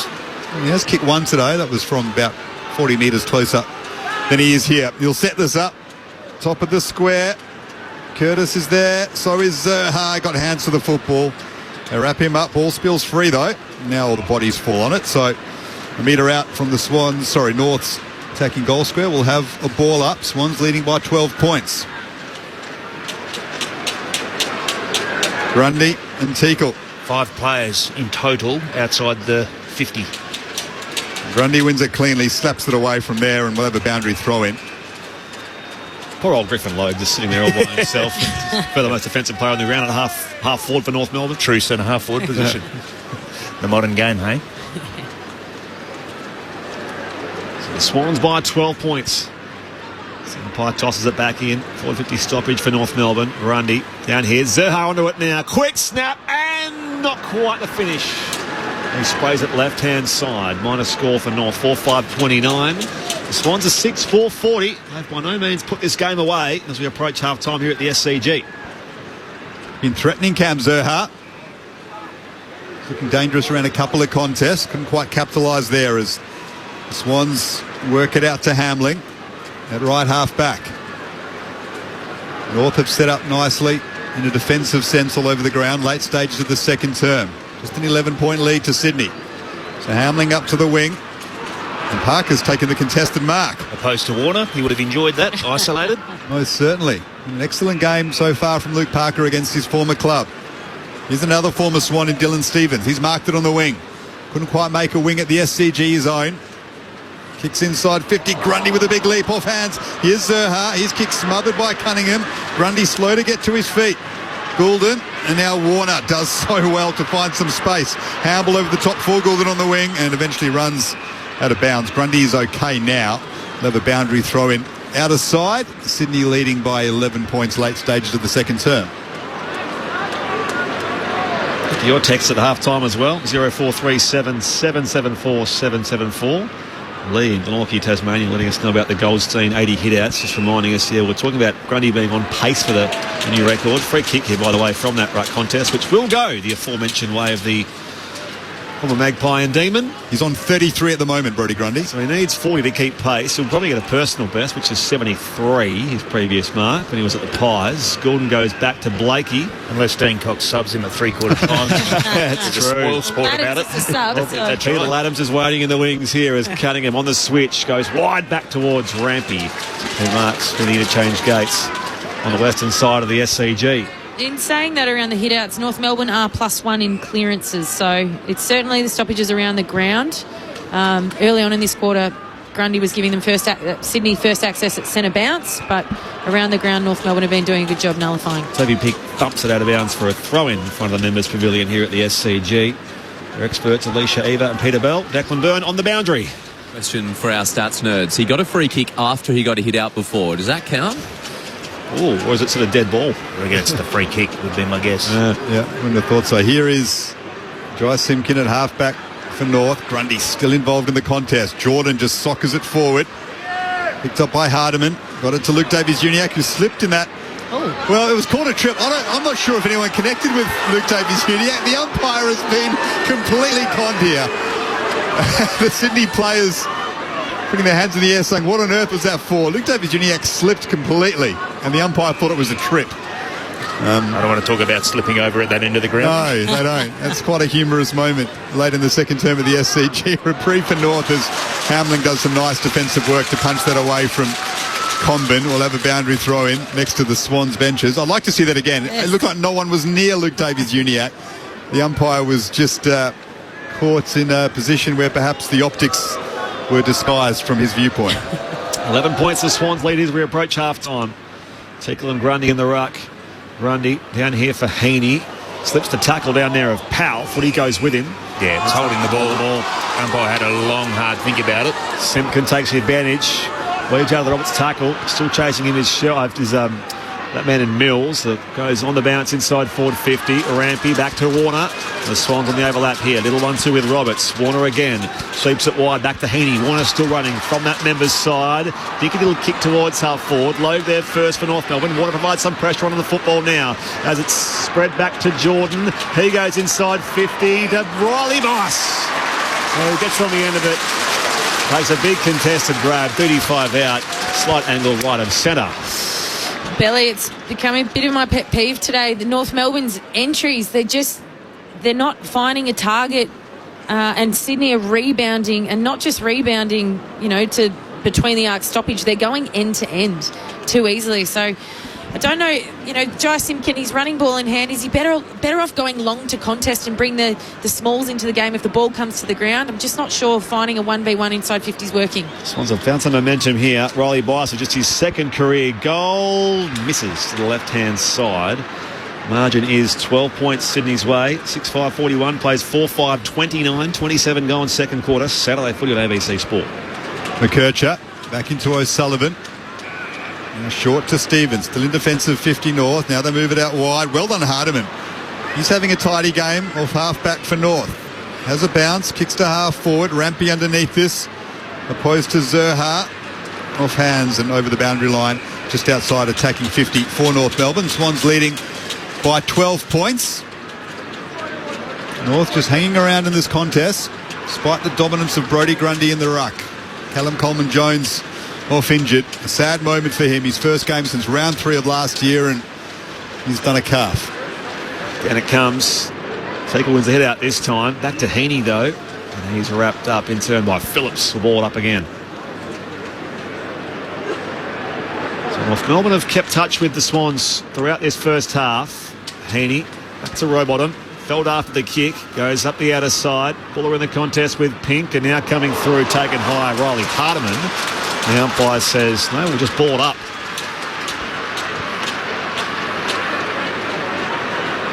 Big raps on Riley Hardiman, the left footer from Swan Valley in WA. Umpire waste no time. There's another hit out for Brodie Grundy. Now a free kick for a hold, which will go the Swans' way, and Isaac Heaney. 41 plays 29, 28 go in second term. The Swans by a couple of goals. Heaney's 18th disposal is short to his captain in Callum Mills. On the wing. Short to Bice. And the Swans get another one before half-time. That's a dangerous kick by Bice. Comes off beautifully, though. To centre half forward. He wanted the corridor. He found a Rowbottom there. Rowbottom, long ball into attack. McLean, the target, over his head. And that of Dawson. It bounces a couple of times and goes over next to the behind post. So a boundary throw in deep in attack for the Swans, who lead by 12 points. 29 minutes gone in the second term. Saturday footy on ABC Sport. Decent crowd here at the SCG. You don't quite know with school holidays, do you? Back in it comes. Grundy and Teakle. Overrun by Heaney. Extracted now by Davies Uniac. Footy's been lost here by North. That'll be holding the ball. So, low pressure inside 50 there for the Sydney Swans. And they'll be coming back here for Justin McInerney. Yeah, he'd be really disappointed, Harry Sheasel and North Melbourne. Less than a minute to go in the half, and just that, again, that handball chain was arrested mid-possession by a really good front-on tackle. On a renowned set-shot goal kicker is Justin McInerney. 4 goals, 8 on the year so far overall. Certainly winning plenty of ball, though. Averaging 22 disposals across the year. And 20-plus touches in 10 of his 13 games so far. Here he is, kicking from 45, and it is through. Well, there's his 5th goal of the year. The Swans had their 7th. They extend it back out to a game-high 18-point lead. 7-5-47, North Melbourne 4-5-29. We've just hit the half-hour mark here in the second quarter. Saturday footy on ABC Sport with Peter Bell and Alicia Eber. It was a really nice finish there from Justin McInerney, and you could tell his teammates were confident he was going to kick it because none of them were set up to defend a kick-in, and North Melbourne had about 10 players inside defence 50, so it was a really, really nice finish there late in the quarter. Earlier in Launceston, Hawthorn beat Port Adelaide by 38 points. We'll get some reaction from that game at halftime after ABC News. Coming up later on, Carlton versus Melbourne at the MCG for most of our audience, or West Coast versus Richmond if listening in WA. And of course, you can hear either call on the ABC Listen app via either the ABC AFL or AFL Extra button. The Swans by 18 here. The North took the lead early in the second term, but Swans have managed to break away. As the quarter's gone on, they lead by 18 points. And there's a free kick for holding the ball against Will Phillips in the middle of the SCG. Heaney, possession number 19 and a half to go with a couple of goals, is dominating this contest. And he's won the free kick. Kicks Sydney deep into attack again. Toby Pink just double fists that away from the contest. Oh, it bounced away from Zerha, who slipped over. Warner gathers it. He's had a good second half of this quarter, but Davies Uniacke managed to pinch the football off him. Handball up the wing to Phillips. He kept it in nicely. Got it to Zerha. Scrappy kick to half forward. Now it goes over the boundary line in front of Melican and Darling. Boundary throw in left half forward for North. Swans lead by 18. Very late stages of the second term at the SCG as day is now turned into night in this twilight encounter. Not trying to be mischievous here, but I am noticing a number of players slipping over that into the ground. That is a worry. And it's getting a bit damper. We'll have to watch that. Back in it comes. Teakle missed it in the right. Runs. Riley bites to ground. The umpire will blow it up. Yeah, it seemed to hold up okay for the the Swans Freo game a couple of weeks ago. Of course, all the spotlight on that end of the ground came after the Friday night game against the Western Bulldogs. They roll on here. Common out after it. Ricochets down here towards O'Sullivan. And now it falls here for the Kangaroos. They go forward of halfway. Inside forward 50 again. Common brought to ground by Hamling. And the umpire brought up again. Declan Byrne on the boundary. It has dropped a bit since the sun left in terms of temperature. So at the start of the game, it felt like 18. Now it says feels like 12. So it could be the dew setting in. A chance here for North to try and find something before half-time. Sheldrick clears the area. But only as far as Hardham, and he needs to kick this quickly. Only seconds remaining until the half-time siren. He goes deep into attack. Darling's there, trying to push his man into the contest. It fell to Teakle. The siren beat him to it. So North started the quarter well, managed to take a 1-point lead at one stage, but quick goals by the Swans have seen them out to an 18-point lead at half-time. They are 7-5-47. North Melbourne 4-5-29. Isaac Heaney, 19 disposals and 2 goals to the main break. Those 2 goals alongside Jack Buller's 2 goals in the game so far. Singles for the Swans to Gordon McLean and the most recent to Justin McInerney. Meanwhile for North Melbourne, all singles. Brent Teakle, Cooper Harvey, Harry Sheasel, Jack Darling all on the board so far. As Garvey mentioned, they took the lead early in that second term.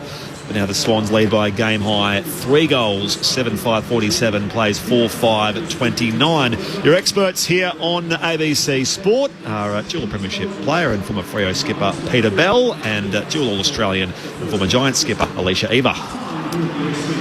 Who's going, Billy?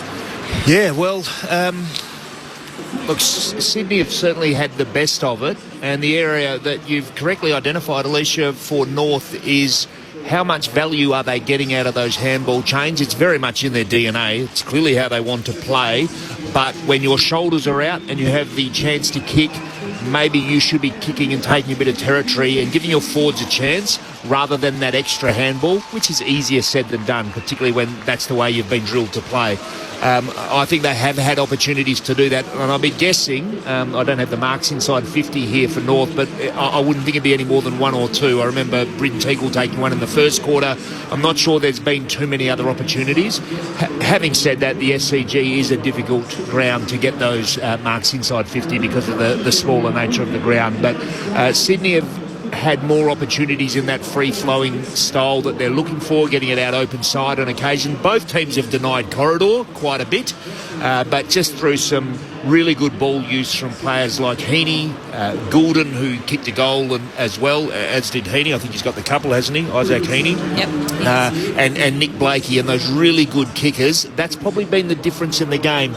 Other than that, it's pretty even, notwithstanding those issues we've identified with North Melbourne's ball movement. Yeah, and that's what I've written down in my summary. Ball use Sydney and entries North Melbourne. And I saw a stat as that quarter was playing out that Sydney were going at 42% from D50 to inside 50. So almost, that's a lot of footy that's just going end to end very, very quickly. And part of that is because Sydney's ball use, and we spoke about Nick Blakey early in that quarter and finding kicks and finding marks that not all players can find. But also the quality of the entry that North Melbourne are getting, they're turning it over in really dangerous zones of the ground, the handball chains, the intercepts. Yeah, it's a good point, and it comes back to that ball movement v defence, because often how you move the ball is how you set up your defence behind it. And I'm not saying North Melbourne need to go slower all the time, but occasionally if you can just hold up, find a mark somewhere, then get it deeper, your defence can press up, your mids can get organised. If you're playing the handball chain game, it's really easy to be caught out of position once there's one skill error or there's a come-forward defender who cuts off that handball chain. Everyone's out of position. There's a big gap in the ground, and that's what Sydney have capitalised on a little bit, I think. Yeah, and we've seen that they've been able to do it to great effect when, I think in the first quarter, Colby McKercher, he runs and carries with the ball, and then he hits up inside 50 on a couple of occasions really nicely. But at the moment, it just looks like their only mode. And Sydney are capitalising, as you said. And just another stat of interest for mine is North Melbourne are plus 15 ground ball gets. So on the occasion where North Melbourne have gone long to contest inside their forward 50, they've actually been winning the ground level ball. So it doesn't need to be just blast it and get it in quick. It could be find a mark, it could be run and carry and use a handball chain and find that uncontested mark. But I also think they look dangerous when they do go long. They're winning the ground ball battle. It's been really noticeable how Sydney have tried to keep North Melbourne playing straight as well. Their front line of defence, so imagine when North Melbourne want to take it laterally and around and explore the other side of the oval, like Sydney have done on occasion, the Sydney defenders, and forwards really, have not allowed them to do that. Not to get that first mark laterally and so they can explore the corridor or explore the wing. They force them generally to go in a straight line towards goal. Thoughts of Peter Bell and Alicia Eva here on ABC Sport. Sydney by 18 points at the half-time break. Your texts have come through. 0437 774 774. Biggles in Perth says that York Park looked like more like York Aquatic Centre. It was a pretty tough situation there for the Hawks and Port Adelaide. Of course, Hawthorn won by 38 points in the first of our 4 games today. Rory in Melbourne, thank you for your text. Steve, working on the 4-wheel drive in the shed, listening to the footy on ABC in Port Hedland. I don't think life gets any better than that. Good on you, Steve. Nice to hear from you. They're in the Pilbara, yes, in Australia.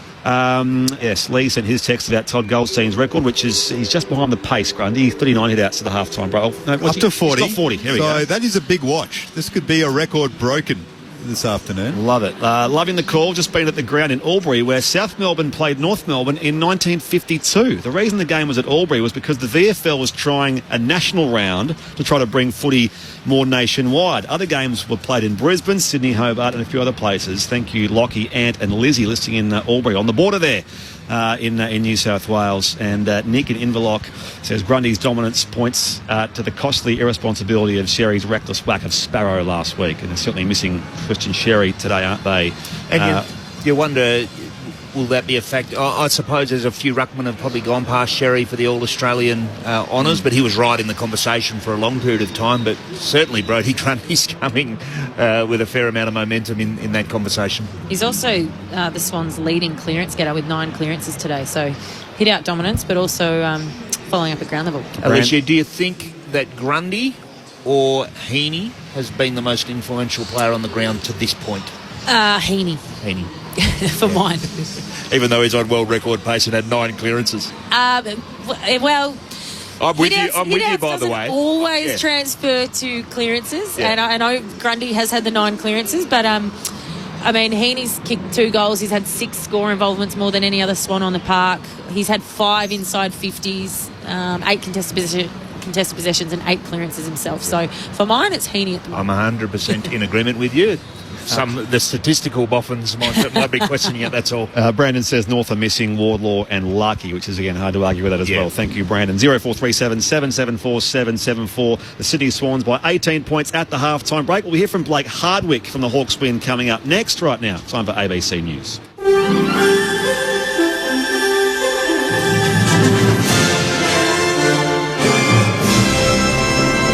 ABC News. Good afternoon. I'm William Howard. Tasmanian Labor leader Dean Winter says he is thankful for the effort his team has put in during the state election campaign. Voters are heading to the polls today across Tasmania for the state's 4th election in 7 years. It was called after Labor's successful no-confidence motion vote in Liberal Premier Jeremy Rockliff in June. The campaign has seen the Liberals announce to establish a state-owned insurance body called TasInsure, while Labor announced its main policy, Tassie Docs, 10 fully bulk-billed GP clinics to be located across the state.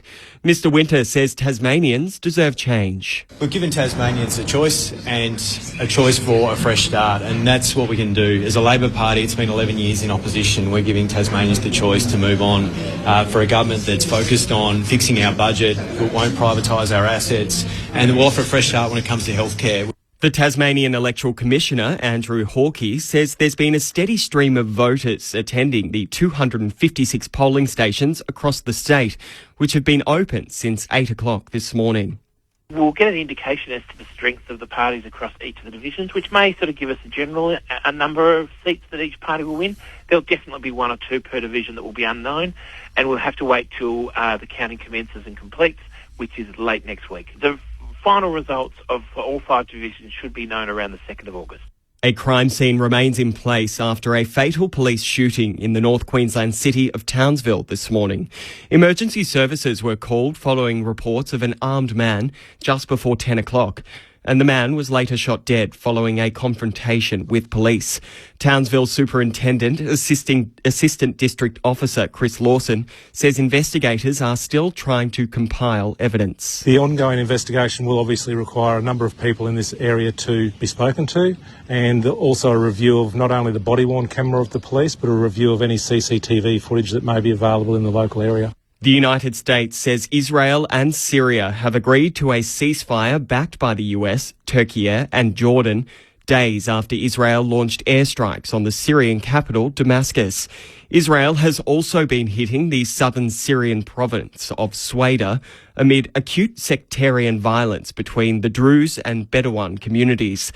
The BBC's Mohammed Taha has more. There are sporadic attacks between the militants of Bedouins and the militants also of Druze happening between time and time. It's not as intense as it was last week. And also this is encouraged by the reports about the ceasefire between Syria and Israel. And also there are calls from many Arab countries in a statement to have united Syria and to ask all these militant factions in Syria to put down arms. The US says it's revoked the visa of a Brazilian judge, accusing him of a witch hunt against the country's former president, Jair Bolsonaro. The move comes hours after the Supreme Court judge restricted the movements of Mr. Bolsonaro, who's on trial for allegedly leading an attempted coup to overturn the country's 2022 elections. He's been ordered to wear an ankle monitor, and authorities have raided his home and the headquarters of his political party.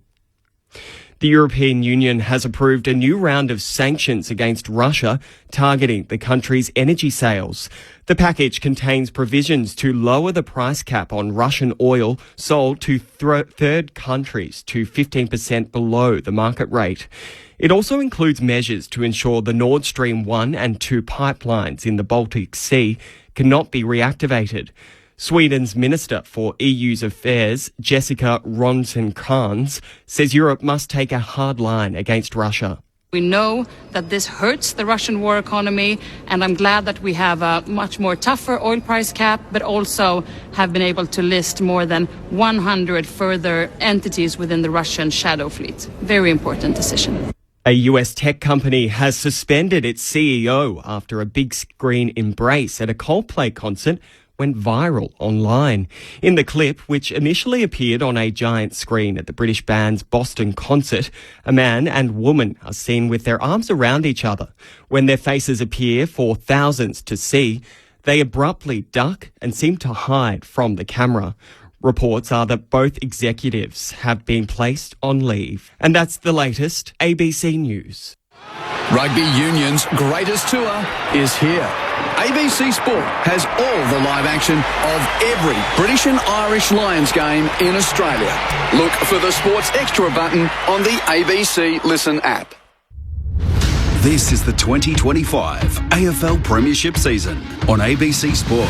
So Jack Darling for goal 549 of his illustrious career. He's got North's third of this game at the SCG and scores a level. Goes inboard to McLean. Sydney, they spot up Campbell eventually. He gives it back to Blakey. Chips it over the top into the pocket, and Heaney is marked. Heaney will play on. Snap on his left. and kick Sydney's fourth. Been back for over a month now, Errol Goulden. Let's fly from 55 and rides it all the way home. He loves doing that. Little handshake there with Brodie Grundy as well. What a subdued celebration, but it's all part of the fun. And the Swans have 2 goals in a hurry. Here is Buller in his 5th game. That's a wonderful kick. Never looked like missing. And he's got his 2nd of the afternoon. Sydney back out to a 12-point lead, 6-4-40. What a renowned set-shot goal kicker is Justin McInerney, kicking from 45, and it is through. Well, there's his 5th goal for the year. This is ABC Sports coverage of the AFL. On your radio. ABC Sport Digital. And on the ABC Listen app.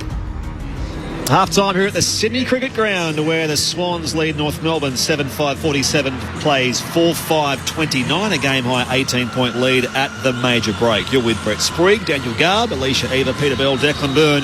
The second half here not too far away. As mentioned, coming up later on, Carlton versus Melbourne at the MCG, which we'll preview at three-quarter time of our game. We can hear West Coast versus Richmond if you're listening throughout WA and indeed on the AFL Extra button via the ABC Listen app. It's also state election day in Tasmania, so we'll get coverage of that on local radio Tasmania as soon as they're finished here at the SCG. Speaking of Tassie, earlier in Launceston, Hawthorn beat Port Adelaide by 38 points. Jack Gunston and Jarman Impey kicked 3 goals each. Impey had 26 disposals. Dylan Moore, 32 disposals, a couple of goals for him. While for Port, Lukosius and Georgiades each kicked a couple of goals. And Jace Burgoyne had 26 disposals. After the win for Hawthorn, Blake Hardwick spoke to our team. Blake, congratulations on what was a very, very hard-fought win in turgid conditions here in Launceston today. You got the job done. It was a slog, but that felt or looked very, very satisfying. Yeah, they're the enjoyable wins. Those ones in the wet, the wind, not ideal conditions, but to get the job done there at the end of the game, it's, as you said, very satisfying, and it's just a scrap all game, and you couldn't really judge that wind most of the game. So, as I said, very scrappy, high contest game, high tackles, I'm sure, and yeah, they're the satisfying ones. You played a game here earlier in the year against GWS. It was similar conditions. There was a really stiff breeze towards one end of the ground. We were talking about it on air. It felt like you learned a bit from that game, keeping your kicks lower and just a couple of other bits and pieces too. Was that game spoken about coming into today? Not by Sam or anything, but the players were kind of joking about it before the game, how it was probably windier than that GWS game, which was very windy itself. So the more you play at a venue and get used to the conditions, it helps, I guess. So Port probably haven't played here much, so we had the advantage there, but hopefully we used it well, and it looks like we did. And keeping the kicks lower. The wind seems to get it if you kick a high ball, so having shots at goal, just little things like that. Must have been extra satisfying too, given the opposition. A little bit of history with Port Adelaide coming into this game. We saw the little aeroplane celebration from Ginnivan, which we'll touch on in just a moment's time. But to get one over Port Adelaide, who have maybe had the wood over you, particularly back in that semi-final last year as well, must have been particularly satisfying too. Yeah, definitely. But apart from the little rivalry that's been talked up, it was in general a huge game for us. We couldn't afford to drop a game really with how close the first 8 or 9 teams are. The rivalry was there and a little bit in the background, but it's just nice to get the win because, as I said, the ladder's pretty bunched up and, And it must feel like things are just starting to come together now. You got Mitch Lewis back, as mentioned. Will Deju to come back into the team next year, hopefully, or next week, sorry, hopefully for you guys. How massive and significant will that be to have those two big key players back in this team as you attempt to make a run towards finals? Yeah, it'll be huge. Daisy's an unbelievable player, and he's already started showing that again in training last couple of weeks. So he's been getting his conditioning right, and hopefully he's ready to go Thursday night. And having Big Mitter back, it's amazing. He's an amazing player.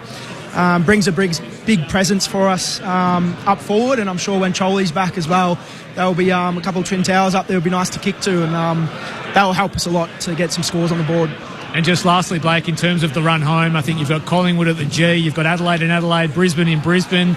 It's pretty tough. It is a tough run home, but I feel like that's a good thing before finals, because if we're good enough to win it, these are the games we want to be playing in, and they're the games we have to win. So it's I think it's a good run home for us. It'll be a test. But as I said before, we need 4 points nearly every week to get higher up there and, see where we end up. So, yeah. Congratulations on the win here in Launceston this afternoon. Go and get warm. Thank you very much. Cheers, mate. Blake Hardwick from the Hawks, speaking to our own Chris Robottom there after the win at York Park in Launceston. It's win number 12 for the Hawks, so they're just about there as far as their healthy percentage is concerned. Although, as I say, no one's safe. You're talking about teams that may have 13 or 14 wins and miss out. The Swans might be one of them if they win every game from here as well. There's still the matter of the second half to play out here at the SCG. But the win for Hawthorn earlier, as mentioned, Carlton versus Melbourne coming up later on. West Coast and Richmond at Perth Stadium. Ron says, enjoying your call from Inverloch. Another guy from Inverloch. Bad day here. Both first and seconds lost to Turadin. Oh, that's a shame, Ron. I'm sorry to hear that. One correspondent asked, could Nick Blakey have played for North? My word, he could have. John played more than enough games to qualify him as father-son. And, father-son. Another old teammate of yours, John Blakey. Yep, and chose the academy. Yep. Yeah, so there you go. And the second half is not so far away here. Brodie Grundy is halfway to a new hit-outs record, or at least a joint record there. But the game is by no means beyond North Melbourne here. They trail by 18 points at half-time. If you just missed it earlier, Callum Coleman-Jones subbed out in the first term with a calf injury, so they're already a man down, North Melbourne, having made their sub, and that's made life hard for the likes of Bryn Teakle, who will stand opposed to Brodie Grundy to get this second half underway. Keep your text coming, 0437 774 774. We've had the Kiss Cam going around the SCG, and they did a few sort of Coldplay memes as well, which has been a topical thing the past couple of days. Anyway, back to the highbrow footy action. Second half underway, ABC Sport. Here's Daniel Garb. Swans by 18 points, trying to stay perfect to keep their faint finals hopes alive. They've got the derby next week, so they need to take care of business today first. Here's Bryn Teakle winning the clearance. Grundy gathers it back half of the square.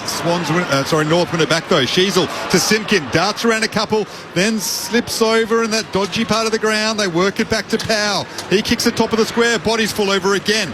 Well, this is starting to get concerning because there's been a rush behind. It's Swans by 17 points. We've spoken about that area of the ground. It recovered last week, but now plays are starting to slip over all over the place as it gets dewy and a bit darker here at the SCG, and you feel a bit sorry for the curators, I guess, because they'll be a little bit concerned at the moment. Nick Blakey from that part of the ground goes long beyond defensive 50. McLean marks down the corridor right alongside the bullseye here at the SCG. They're surging forward in red and white. Griffin Logue, though, intercepts the markers when he was bearing down on him. So North can go again from that half-back area. Swans by 17. Logue short kick to find Simpkin, just finding his way into the game a bit more, the skipper. That was well defended on the mark by Errol Goulden, who really should have been called to stand, but forced Simpkin laterally. And Simpkin goes back to Will Dawson. Switch to the outer side. At right half back. They come back inboard now to find Luke Davies-Uniacke. And the Kangaroos see some momentum in this third term. Caleb Daniel back to LDU from the outer logo. Kicks for distance, down the outer side now towards right half forward. Curtis in the contest with Wicks. It's offhand over for a throw-in on the junction of 50. I said before, you feel sorry for the curators. That's because they were heartbroken by all the criticism they copped a couple of weeks ago, 3 weeks ago. Now, some people might be saying that's their job. They've got to get the part of the ground ready, and they do. I dare say they're trying their best, though. And it's not nearly as bad as it was. No, it's not as extreme, but it's just a watch at the moment. Yeah, and we have seen a fair few players slip over, so hopefully they can try and get it right for the rest of the season, 100%. Heartbreak or headache for the ground staff? Might be a combination of both. A bit of both, I think. Swans lead by 17 points. Ball up just outside attacking 50. As Grundy knocks it down to Heaney. Attacking 50 for North. They work it inside their attacking area now. They'll have another ball up. We're on Brodie Grundy watch to see if he can break the hit-out record. Probably up to about 43 or so. The record is 80, held by Todd Goldstein. Started the third term as Errol Goulden wraps up Cameron Zurhaar. We'll have another ball up for Grundy to try and edge it ever closer to that mark. Swans lead by 17 points. Just watch Luke Parker put Isaac Heaney on his backside at that last stoppage.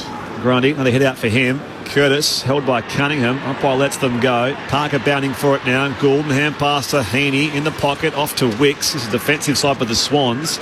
Swings it back towards Campbell. Outnumbered. Simpkin makes the contest. At the drop coming through again. Campbell tries again.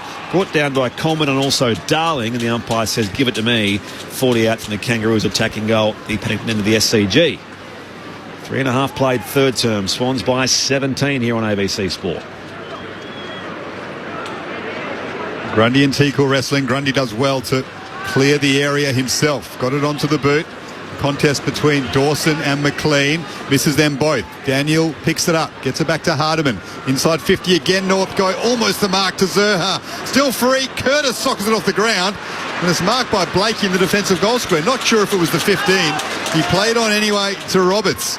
Almost a chance there for something very special from Paul Curtis, but Blakey was on the line, goalkeeper style.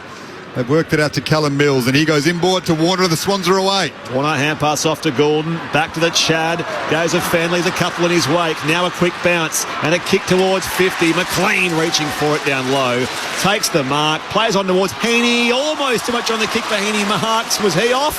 No, umpire says go back and take your kick.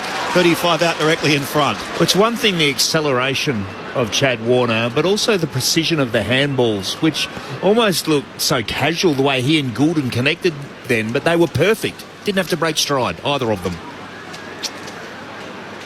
Pretty handy 1-2 punch, those two, aren't they? I'm talking about two of the elite players in the competition. Some clean chains, the Sydney Swans. That's what they're known for when they're up and going. Isaac Heaney, already 2 goals tonight.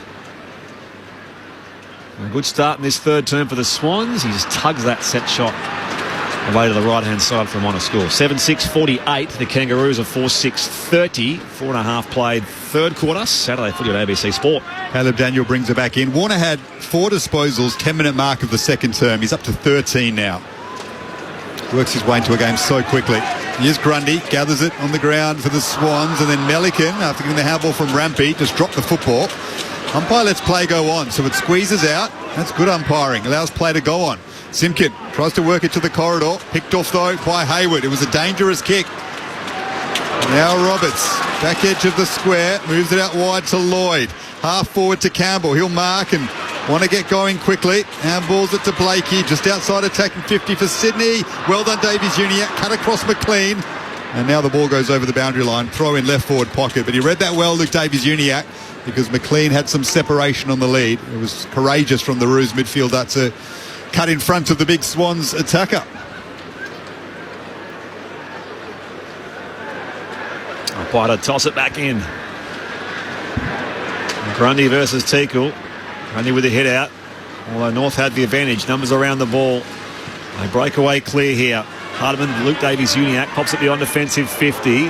Cunningham. Had a man sliding on him there, and now getting up a little slowly in back play is Cooper Harvey. Swans meanwhile work it wide to Jake Lloyd. Steady shoulder, yeah, Harvey. His right arm is just hanging there off his shoulder. Lloyd retreats all the way back towards Rampy. Name number 267 for Dane Rampy. All the way back here for Wicks. For the most offensive player on the ground in his new defensive role. High down the corridor, up in front there, Hayward, waiting at the back, Teakle for North, clears the area.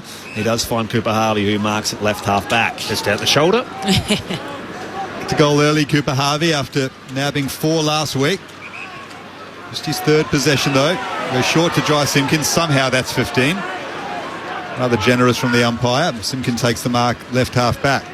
Short to Teakle. Swans leading by 18 points. 7-6-48. North Melbourne 4-6-30. 7 minutes gone in the third quarter. Teakle to half forward. That is a poor kick. And the Swans veteran in Dane Rampy back in the side after a calf injury. He's taken the mark at right half back. He goes backward to Callum Mills, who will chalk up possession. Number 14. He's been really strong, hasn't he, Mills, since coming back into the team from injury. He'll go the 1-2 here with Harry Cunningham at centre half back. Now the skipper Mills off to Chad Warner.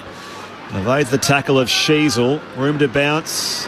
It's around Tom Powell with ease. Warner still going here. Hand pass wasn't tidy though. Knocked back by Toby Pink. Ball dispute. Mills in low. Got some high contact. Right near that centre wicket area of the SCG. And now by sport to ground by Constanti. or bought up, of course. Riley Bice involved. His pick in that draft last year was involved in the swap that saw a couple of players change hands or change clubs. As now a free kick will go the way for a hold. It will go the way of Teakle out of that ruck contest. Bice taken out of Werribee, where Zach Bench, tonight's debutant, also from Werribee Footy Factory. Premiership teammates in last year's VFL Grand Final. Kick inside 50, intercepted by Melican, and the defender goes bounding away for the Swans. Well done. Kept his feet in the slippery area, Lewis Melican. They've turned it over, though, Sydney. Hardiman to O'Sullivan and now Logue. He's gang tackle. Errol Goulden caught one high in the middle of the ground. It's taken a while to look fully comfortable. Still feeling that area. I wonder if someone will go out and check him. Swans lead by 18 points. Ball up on the wing. Now moves to half forward. Constanti gathers it for North. His kick inside 50 is missed by Rampy. Falls the way of Mills. Goes the 1-2 with Bice. That was sharp from the Swans. And now they've got some space. Wicks to McInerney. They move it out wide to Goulden, who has recovered neatly. He guides it to Wicks. Short kick again to McInerney, telling Goulden to run on. Goulden obliges. Now kicks into the pocket. McLean's underneath it. Well done by Griffin Logue, who zoned across and spoiled that over the boundary line. Throw in right forward pocket for Sydney, who lead by 18 points. Just seem to have a bit more run this quarter, Sydney. Sam Wicks looking very dangerous across half-back. Well, they've not taken this game beyond North as perhaps we thought they might. 18 points the margin. Back in it comes, running in front. Then hit out that time for him. Down to Logue, tackled by Heaney. His hand pass out of bounds over the boundary line. It'll be a throw-in. And certainly more exaggerated this quarter, but the mark 62, Sydney 39 to North Melbourne. One's a handball team, it seems. The other's a controlled change angles, short 45 kick team. Peter Bell, Alicia Eva, your experts here at the SCG. Saturday footy on ABC Sport. Grundy up in front. Plays up with his groundwork as well. Warner toes it forward. Trapped by Goulden. Needs an option by hand. Only Daniel is lurking there for North Melbourne. And pass back to Sheasel. Back here for Logue. And now Harry Sheasel off half back. With a hurried kick back to the wing. Blakey's underneath it. And there's a free kick there going the way of Sydney. It was Cunningham who was held out of the contest by Cooper Harvey. Crowd 150. The free kick's gone to Blakey. Looked to be all on his own in that contest, but the umpire spotted a hold perhaps slightly earlier. Swans lead by 18 points. Blakey into the pocket, off hands. Sets up nicely for Hayward. The quick snap. It's a high ball to the top of the square, and well done by Hardiman to take the mark before it crossed the line. He's looked composed in defence for North. And to bring the ball back into play, Swansea by 18 points. Hardiman finds Daniel. I think Blakey could have also gone father-son to Brisbane, given John's Fitzroy games tally, because he got a lot of games at the Lions as well. Back with Caleb Daniel, another of your two-time premiership winning teammates, John Blakey. Peter Bell with us here on ABC Sports. Sheasel sees it across defensive goal and now goes beyond offensive 50 for Simpkin. And now Logue's in space on this western side of the SCG. He bounces, Bice chasing, Logue kick, untidy, and there goes the ball on the chest of Nick Blakey. Peter Bell just had a look at my direction. Well, we've been talking about sort of poor entries. I don't even think that one got inside 50. Swans by 18 points here as Goulden goes long across the ground. From centre half back, he switched it to Lloyd, who has a bounce, chips it over the top to Heaney. Heaney was felled late in that contest. Umpire says play on rather than giving 50. Hayward, the handball to McInerney, who hits the post. Connected with that one in pure fashion, Justin McInerney. And the post is still moving after the impact of that kick. Heaney up to 23 disposals, a couple of goals for him. Swans lead by 19 points, 12 minutes gone in the third term. Big screen just showed a pretty unhappy Alistair Clarkson. I wonder what he was discussing. He's up in the box and Dean Cox is on the boundary, not far away from Declan Bird. Meanwhile, here's Zach Bench on debut, and that'll be 50 here as Wicks overstepped.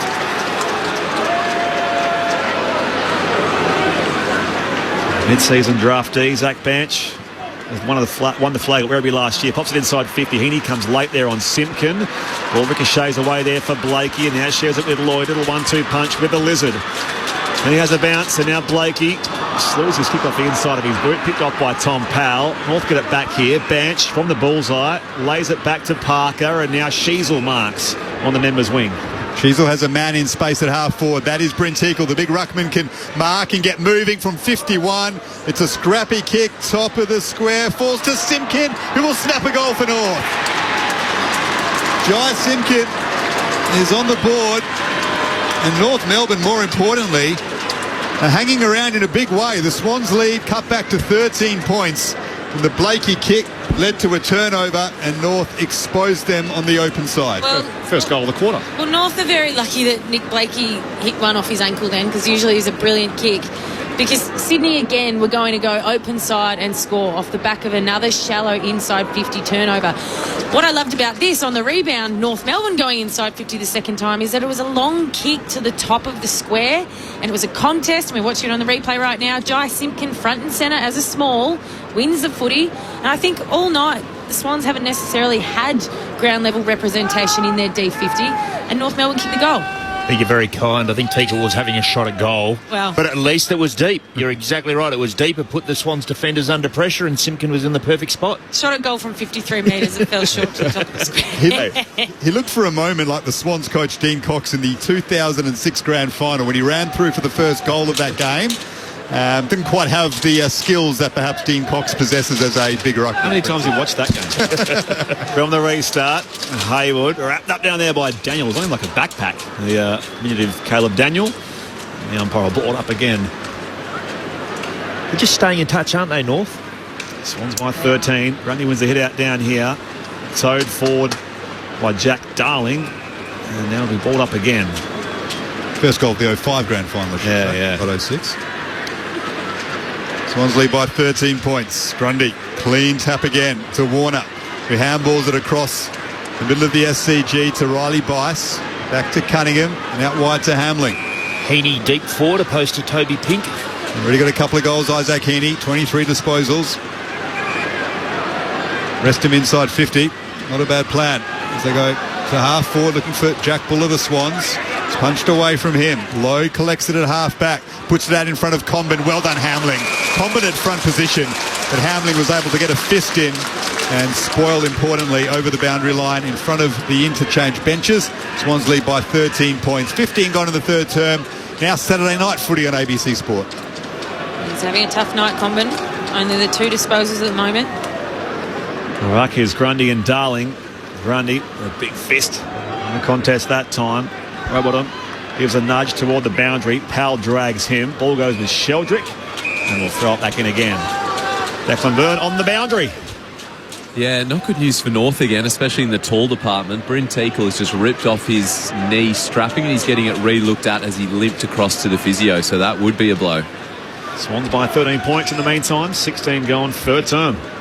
Oh, Tristan Sherry. Coleman Jones off injured. And now Teakle being looked at. It means Jack Darling's doing the ruck work with Brodie Grundy. North have won it though. Davies Uniac to Will Phillips. They're at centre half forward now. The kick didn't go 15. And Simpkin was caught holding the ball by Jordan. Excellent tackle. You think one extra handball there, Alicia? Well done, James Jordan. Overuse perhaps by North as he moves it out to Melican. And now McLean has marked it a long way from home on the wing.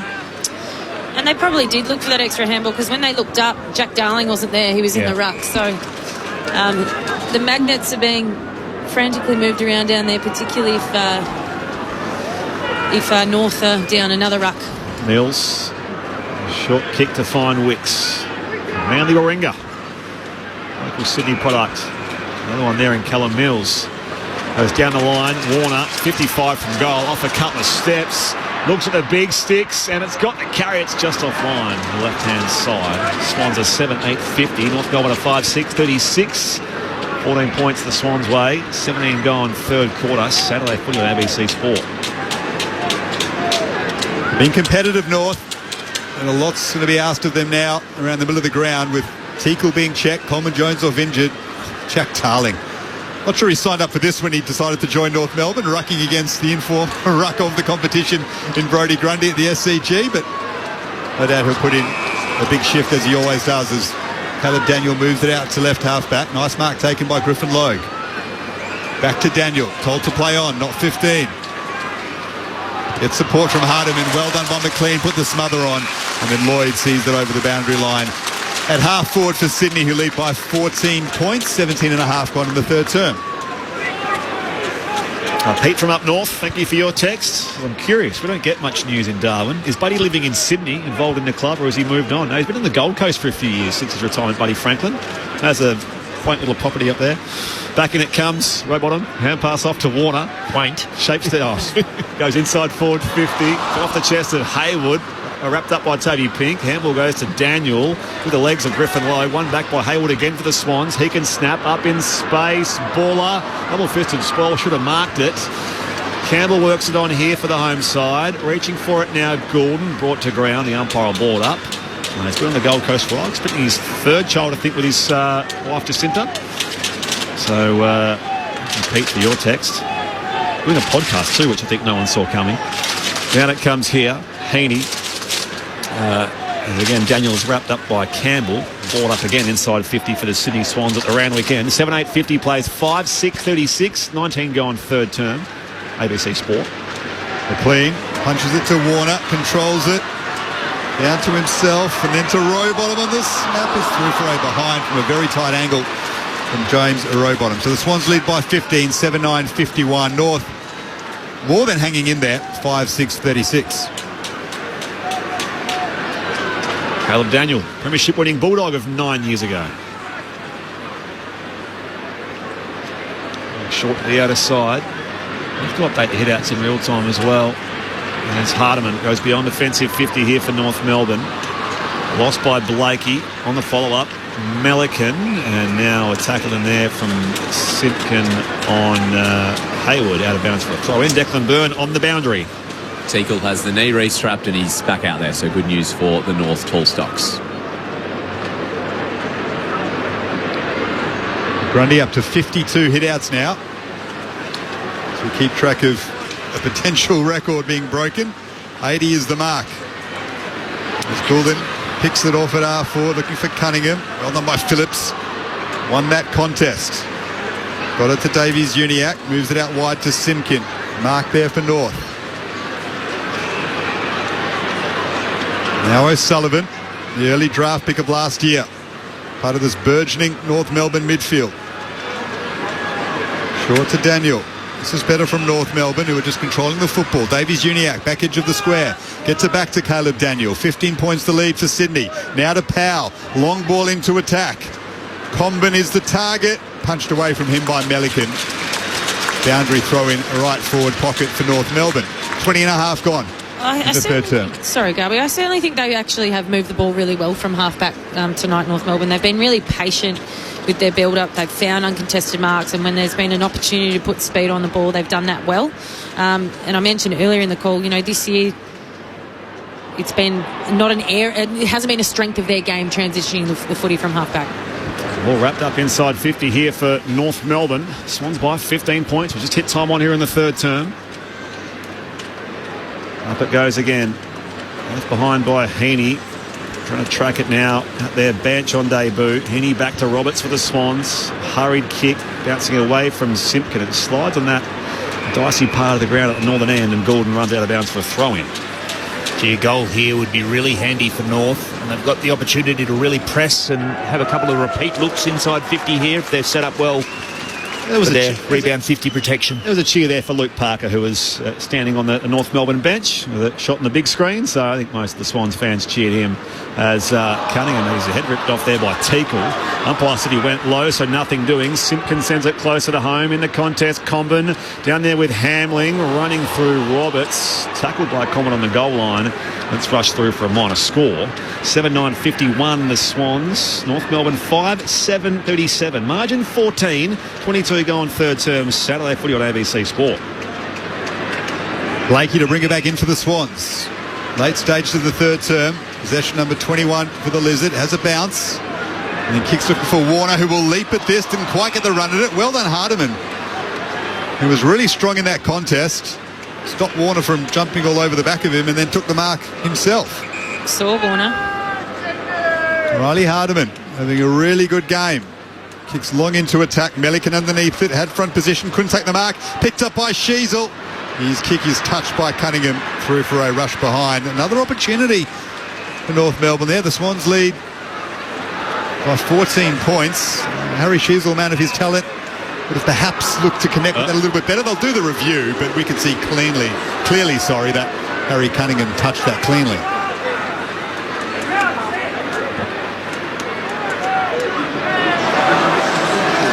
The crowd laughs upon seeing the replay. They all saw the touch ball through as well. Thankfully, no umpire Adrian Holdstock, who was the third umpire in the first test recently in the Caribbean. But yes, a minor score is confirmed per your suspicion, Garby. Blakey to kick out here for the Swans. An unconvincing performance from Dean Cox's men. You just have to get as many wins as possible. Big derby next week. Blakey beyond defensive 50. It's marked by Warner. Channel Warner up to 20 disposals now. Shapes to kick around the amount of the mark. Luke Parker. Pulled a play on now. Flares it wide back to the wing. Buller reaching for it. Gets there. 24 gone third term. Chad Warner's running around by himself at the moment, and Sheasel's just gone to him, but he's looking very threatening to rip this game open. Buller thumps it down the line. Logue up in front. Hayward behind him. Have a run by Bice. Logue tries again, competing with Grundy. Extracted by Goulden, off to Sheldrick. Swooping hand pass wide. Good vision for Buller. Throws it on the boot, inside forward 50. 2-on-2. Goes McLean, and now Roberts slays a tackle. Balls in amongst all that. Will throw it up. 25 out from the Swans attacking goal at the Randwick end of the SCG. 13 points the home side's lead. 24 gone third quarter. I'd love another one before three-quarter time, the Swans, just to breathe a little bit easier. Grundy taps this down looking for Goulden. Didn't quite connect. Sheldrick's there now. And then ball back to Warner, just outside attacking 50. Back to Sheldrick. Threw it on the boot. Centering ball. Underneath it is Buller. He takes the mark. He did nicely anger Sheldrick. Could have easily taken that over the boundary line. Kept it in play. Snapped it back into a dangerous area. And Buller took the mark, and he'll kick from 40 out, slight angle to the right for his third. And some really clever play from Will Hayward, I think it was, who just did enough to ground Griffin Logue so Buller could run for that mark unimpeded. Terrific team play from Hayward. 3 AFL goals from his 4 games, heading into this afternoon's encounter. Jack Buller looking for his third of the game. He's kicked accurately so far from 40 out. That is okay. That is the ultimate commentator, Moz. I was watching his set shot routine and he didn't squeeze the football. There we go. He didn't. Well, he should have done something, because that's out of bounds on the full from 35 out, almost directly in front. Meanwhile, Daniel kicks back in, shares it with Copy McKercher, and there'll be 50 here against Campbell, who is in front. Did go back to the 9, yeah. I mean, his kick at the other end of the ground from 50 out was as beautiful a strike of the football as you could possibly see. McKercher re-signed recently, of course, so the Tasmanian won't be a part of the inaugural Tassie Devils squad. His contract now goes until 2028. Griffin Logue marks on the outer side here. 13 points is the margin as Blakey makes the spoil. 26 gone here in the third term. Stoppage. We're going to be throwing on the junction of 50 at right half forward for the Kangaroos. Declan Byrne on the boundary. I've watched and called a fair bit of Jack Buller in the VFL this year. He's kicked 11-18, so there's a few diamonds, but there's a couple of rocks. He's looked pretty sharp early on in this game, but perhaps that was a reminder of some of the inaccuracy as Mills moves it out to Sheldrick. Good pressure put on his kick. Went to recover it. Sheldrick got it to Goulden. 1-2 between Goulden and Mills. Errol keeps it in play. Well, he thought he had. He's not happy with the umpire who said that was over the line. We'll have a throw in out of sight. I don't see Errol get angry too often, but he was adamant he kept that in play. Swans leading by 13 points. Umpire's having a word. I think it's a free kick against Goulden, perhaps for abuse. A bit of abuse of the umpire. What it looked like, didn't it? Yeah, he really gave it to the umpire, and I don't mind that from the officiating umpire, who said, well, the boundary umpire's made the call. Respect it, please. You're not going to speak to us like that. Who's he channeling there, Garby? Which Liverpool player is he channeling there with the abuse back to the ref or the umpire? Graham Souness back in the day. Simpkin high inside forward, 50. Up goes the pack. And this one's numbers out there in defence. Coming through. Curtis to the inner toe on that ball. He thinks he has. Goal umpire says so too. Goal to North Melbourne. There were 2 or 3 Swans bounding after it. Somehow Paul Curtis stuck out the left boot and toe pokes it through for a goal. Well, the Swans fans aren't convinced. But Nick Blakey. It does close the gap to 7 points. If this call stands, are they reviewing it? I don't think so. We'll see the replay here. I think he may have just kicked that out of the hands of McInerney. So McInerney said he got his hand to it first, but didn't control it. It was just on there on a little kicking tee for Paul Curtis. It may well be a clean goal. There you go. The problem is it's hard to overrule, isn't it? And the call was a goal. It looks like it was a goal. McInerney touched first, then Curtis boots second. Through for a goal from close range. So margin 7 points. Sydney is 7-9-51. North Melbourne 6-8-44. 28 gone third term. Saturday footy here on ABC Sport. I know Sydney should have done a far better job there, but Curtis doesn't give up on the chase, and that's another goal from ground level for North Melbourne. Or is it? But both goals in this third term. The Swans haven't kicked one, so it's 2 behinds to, 2 goals, 3. They're still showing replay after replay. They've gone back to the middle, so harder and harder to overrule now. Yeah, with this period of time. Not impossible though. No, it's just anything's possible. Yes, in modern footy. I think from the reverse angle you can see he gets the last touch on that ball. He sort of kicks it out of the hands of Justin McInerney. Is it kicking in danger? Could you argue that point as well? I don't know. It's going to be. God, now there's official score review being notified. He may go back, so this is going to be behind. Well, I thought it at best simultaneous, or at worst simultaneous, and maybe Paul Curtis had a goal there, but alas, it's been scrubbed, and we'll go back to a 12-point,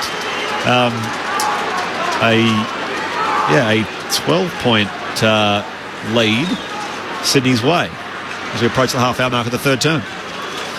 A reprieve for the Swans, perhaps. Didn't seem convincing on the replays. The soft call was a goal. Sydney sent it up to the wing, leading by 12 points. Late stage to the third term. Grundy's taken the mark to go with his 54 hitouts. There's only been 71 hitouts for the game. Another dominant performance by Brodie Grundy. Kicks to half forward. McLean underneath it. He's outnumbered. And was punched over the boundary line by Luke Parker. Sydney 7-9-51. North Melbourne still in this game, chasing a 5th win this season. 5-9-39.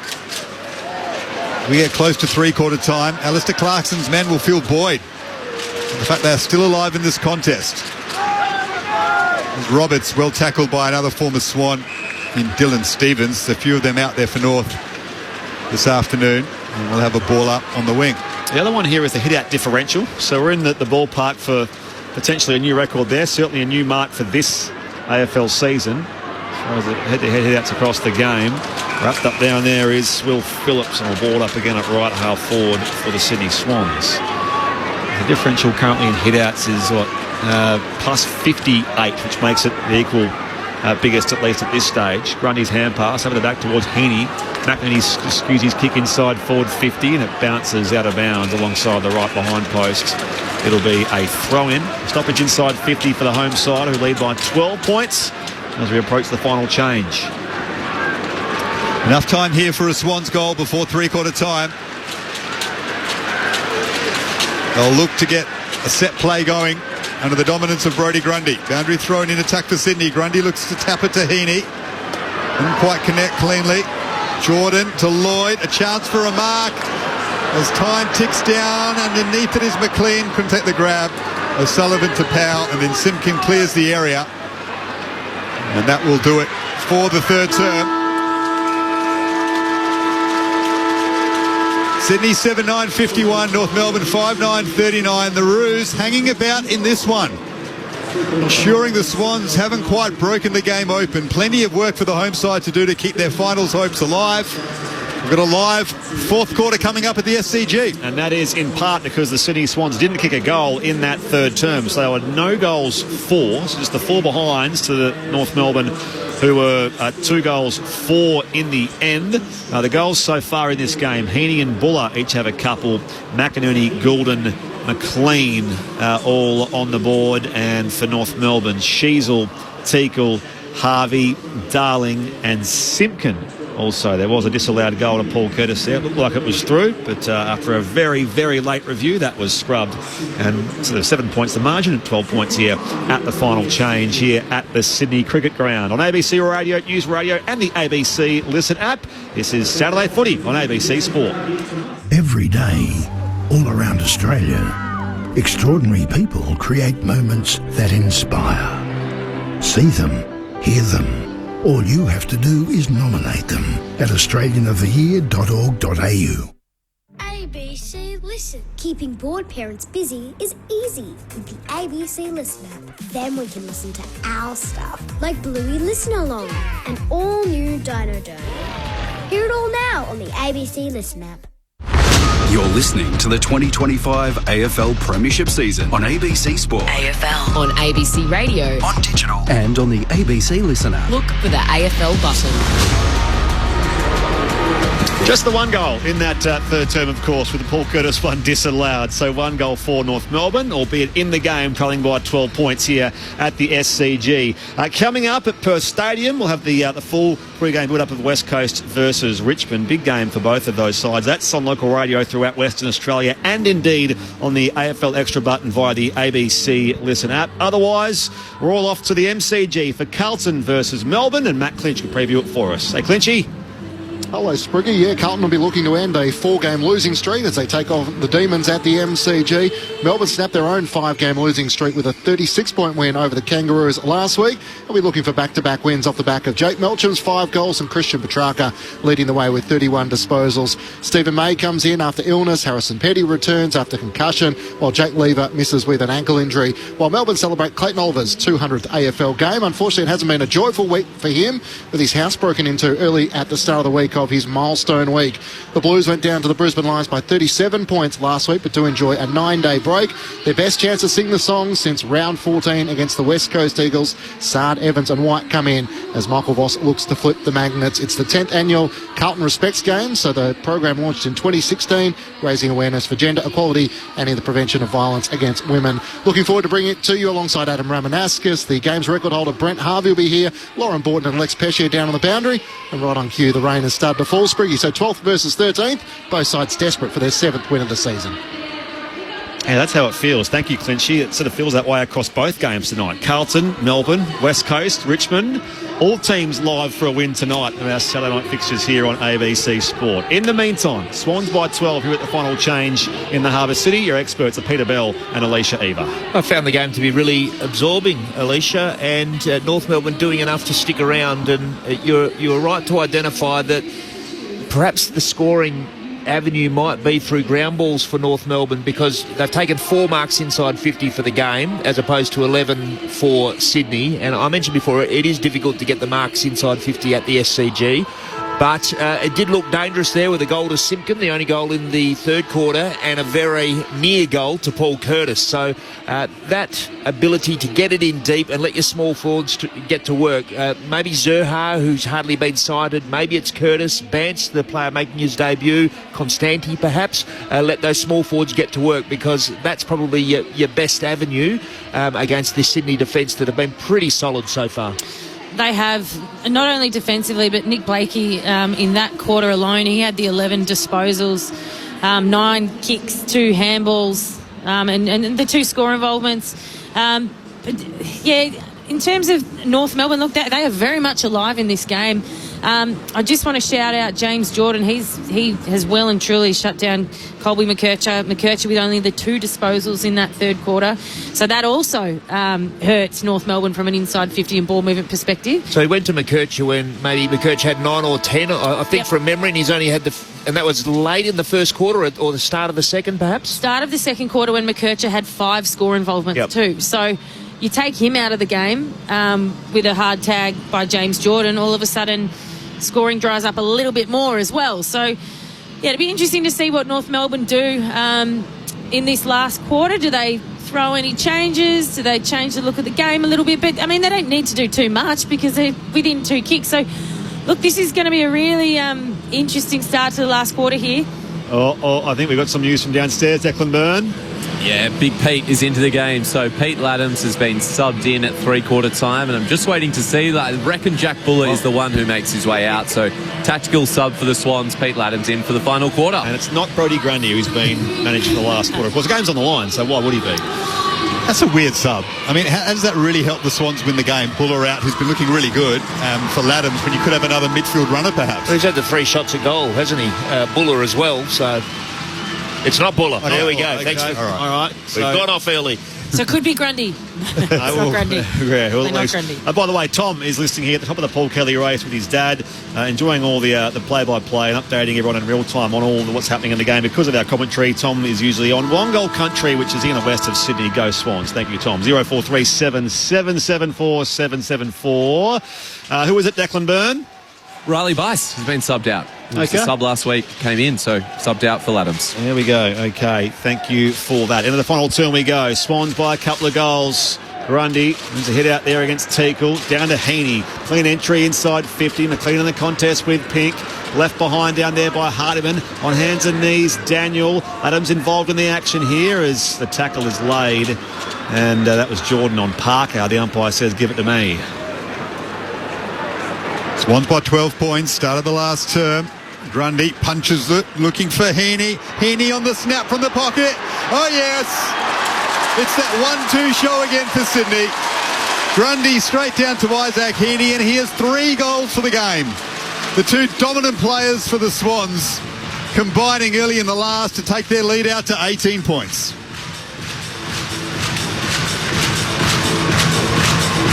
Well, he's absolutely class, Isaac Heaney. That is stating the obvious. I'm actually just waiting for a replay here. Yeah, long hit forward from Grundy, and Dylan Stephens was opposed to Isaac Heaney, and again he made the difficult look really simple. What a player. And if you look at the replay, Luke Parker knows exactly what's going on there, and he points to Dylan Stephens to make sure he gets out goal side, but it just doesn't happen quick enough. You can't give Isaac Heaney that much space. It's their number one set play, isn't it? We see that a lot. They spike out to one of Heaney or Goulden or Warner. Yep. It's a strong feature of the Swans game. Is this where the Sydney Swans put their foot to the floor? Grundy with the hit out, and the free kick here.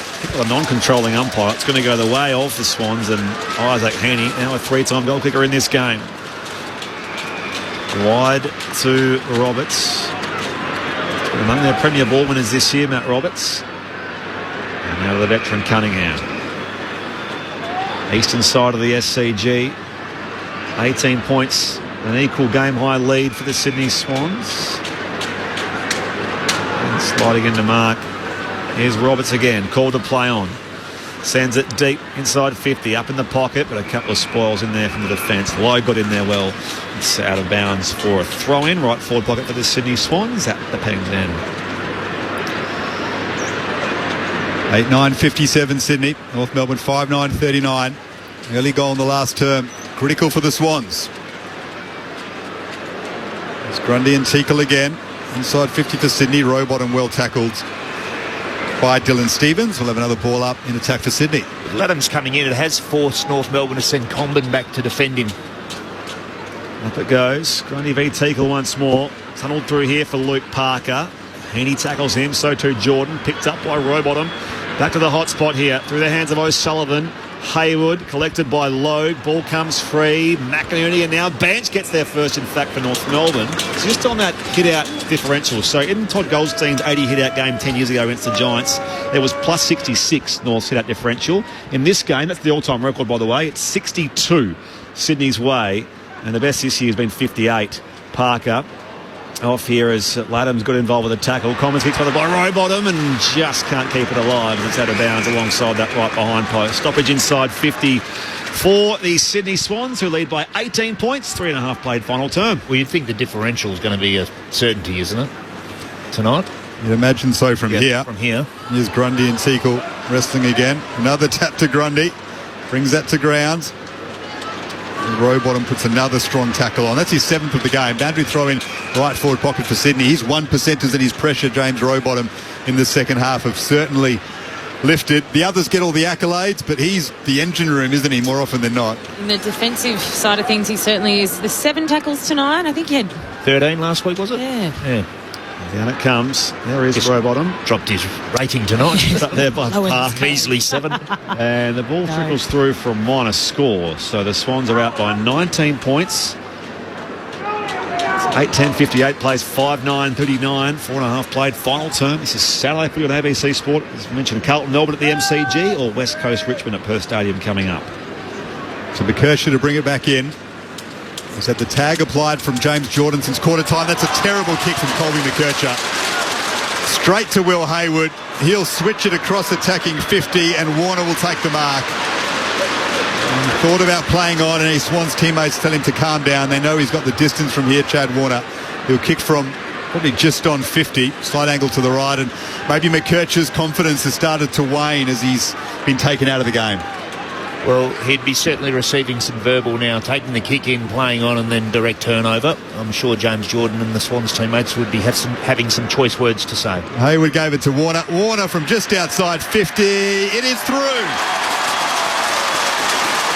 The Chads on the board, and the Swans have pulled out to a 25-point lead. A beautiful goal from distance from the Swans dynamo. Yeah, I'm watching to see if anyone goes to McKercher. Well, they did that to Caleb Sarong when Jordan tagged him out of the game. The Swans players to the Freo midfielder. Brodie Grundy's taken himself to full forward for this centre bounce. So Laddam's in the ruck.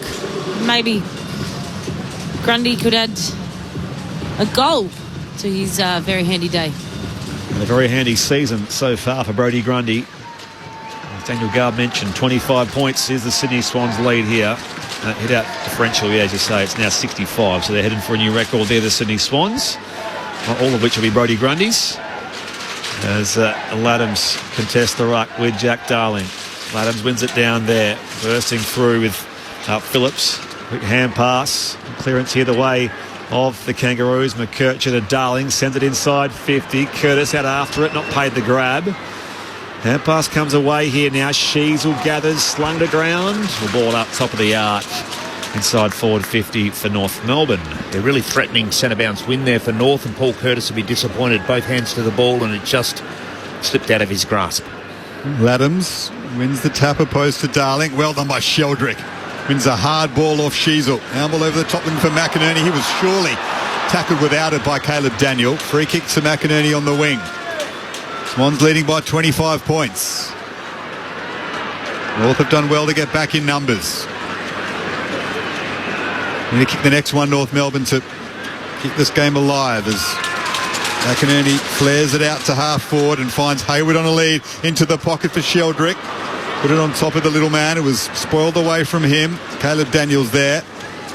The hands free and got the handball to Pink. Back to Load. Clears the area, but Swans are underneath it, namely McInerney. And he's taken the mark at right half forward. Sheldrick hobbling, by the way, behind the scenes, but McInerney has the ball, as you said, Garby. Fierce contest with Toby Pink. He pulled up a bit sore from that. Gus Sheldrick. From the wing, McInerney goes inside 50. Toby Pink floats across to intercept, uncontested. He did well to mark that because he actually slipped as he was coming into the contest, Toby Pink. At the troublesome hitting into the ground. Sheasel down the corridor. Daniel now finds Tom Powell. 27 touches since Melbourne last week. Hasn't missed a game since 2023. Long down the corridor he goes, but intercepted again this time by Hamling of the Swans. Played his role nicely this afternoon, Joel Hamling. Looks strong in the contest. Yeah, his closing speed and strong spoils has been a feature from Joel Hamling. Obviously some uncertainty around Tom McCartan. Hopefully he's back in the side soon, but he has had some concussion issues in the past. He's in protocols at the moment. So Joel Hamling showing he can do a job for Sydney down back as the Swans chip it around defensive 50, cutting him to Blakey. Possession number 24 coming up for the Lizards. Swans leading by 25 points as Grundy gets a round of applause as he comes to the bench. Blakey guides it up to the wing. Missed by Campbell, gathered by Logue. Pumps it back into attack for North. Curtis is there, should have taken the mark. Got hands to it in front of Wicks. Couldn't quite bring it down. Boundary throw in right forward pocket for North. Nick Blakey gives you the impression that if he has to take the easy option, he's really disappointed. Yes. He wants to create something else. Just the look of resignation on his face when he takes the obvious. 9 gone, final term. Swans by 25 points, 0 North Melbourne. Blakey tries to soccer it to advantage. Heaney out after the football as well, and it's sliding out of bounds for a throw-in once again. North have looked a little bit better this quarter with Curtis coming out of the square as opposed to Common. What, do you agree with that, Billy? Yeah. He's look. He probably should have marked the last couple. So definitely in common wasn't his night. So I've liked the move. Heaney tries to clear defensive 50, gathered by Sheldrick. They're not out of danger yet, Sydney. As Rampy is tackled by Simkin. Ball up just inside 50, right half forward for North. And Alistair Clarkson looked to be most displeased, to put it mildly, when he was shown on the big screen a moment ago. It's been another frustrating season for North Melbourne. As Adams clears the area from the stoppage. A couple of Swans run into each other. And managed to work it forward. Well picked up by McLean. Got the handball to Sheldrick on the wing. Inboard to Buller. Now to McInerney. Lovely work, Sydney. McInerney has Campbell on the lead. Marking inside 50. And Braden Campbell with that lovely left boot will probably have a shot from 47 metres out, tight angle to the left. It's just a look North Melbourne haven't had tonight. The Swans there, they just break away with a handball chain. They're just so in sync with the forwards, leading at the leg. Pick 5 in the 2020 draft, Braden Campbell, recruited because of skills like that. A lethal left boot that he puts on display for all of the SCG to savour. 47 metres out. Never looked like missing. And the Swans are out to a 31-point lead. Campbell with his first of the game, down to Declan Byrne. Yeah, you mentioned Clarkson would be annoyed. Their last 4 games, their fourth quarters, they've conceded 7, 5, 6 and 5 goals. So it looks like it's happening again with 3 already. And very important for the Swans as well as far as percentage boosting potentially. And there's some big games coming up. The Derby, the Showground on Friday night, Derby 31. But the Swans just have to win games and win them well. And of course, have other results go their way, even at this stage. Off the SMS, Joseph in Mount Martha, Victoria. Isaac Heaney clears the whistle. North has no answer to this class of talent. Thank you, Joseph. And Fran missed the earlier score. Hawthorn beat Port by 38 points at Launceston. Carlton v Melbourne coming up for most of our audience. Or in WA, West Coast versus Richmond at Perth Stadium. A 3-game build-up from Clint Wilden and the team. That Billy usually is. But like it happened here in Sydney on the restart. Handing after it, Sheldrick to Roy Bottom. Clearance goes the way of the Swans, but the kick's not quite there. Is sliding into Mark Comben down back. Comben goes short to Toby Pink. So Swans leading by 31 points. This was always likely to be a win for them. They've just got to keep getting the job done, keep their finals hopes alive. Big test next week, of course, in the Derby. That's a nice mark taken by Will Phillips. Back edge of the centre square. Big night, Sydney Showground Stadium. Giants against the Swans. Swans have won the last 5 against GWS. They still have a bit of work to do to shore up their spot in the top 8 as Luke Parker drops a mark. It was rather elementary for a player of his ability at left half forward, and one of his former teammates lets him know about it. That's Matt Roberts. Boundary throw in, left half forward for the Roos. Swans up by 31, and we've gone 12.5 in the final term. Umpire heaves it back in. Laddams up in front of Darling. And Darling, there's a nudge on McInerney. He kicks inside 50. Getting out of there, Constanti. Running by with a path to it, Davies Uniacke, but Roberts over the football is taken high. But a clip from Zerha. It will be a free kick for the Swans. 31 points in Sydney's favour. Roberts goes to his skipper in Mills. Down the line to Jake Lloyd. Another of those players off contract. 3 goals last week. The defender come forward. And he goes short again. Back to Matt Roberts. Rowbottom receives it. Taking some of the pace out of the game here, the Swans. McInerney dummied the hand pass to Roberts coming by. Slows things down even further. Swans by 31.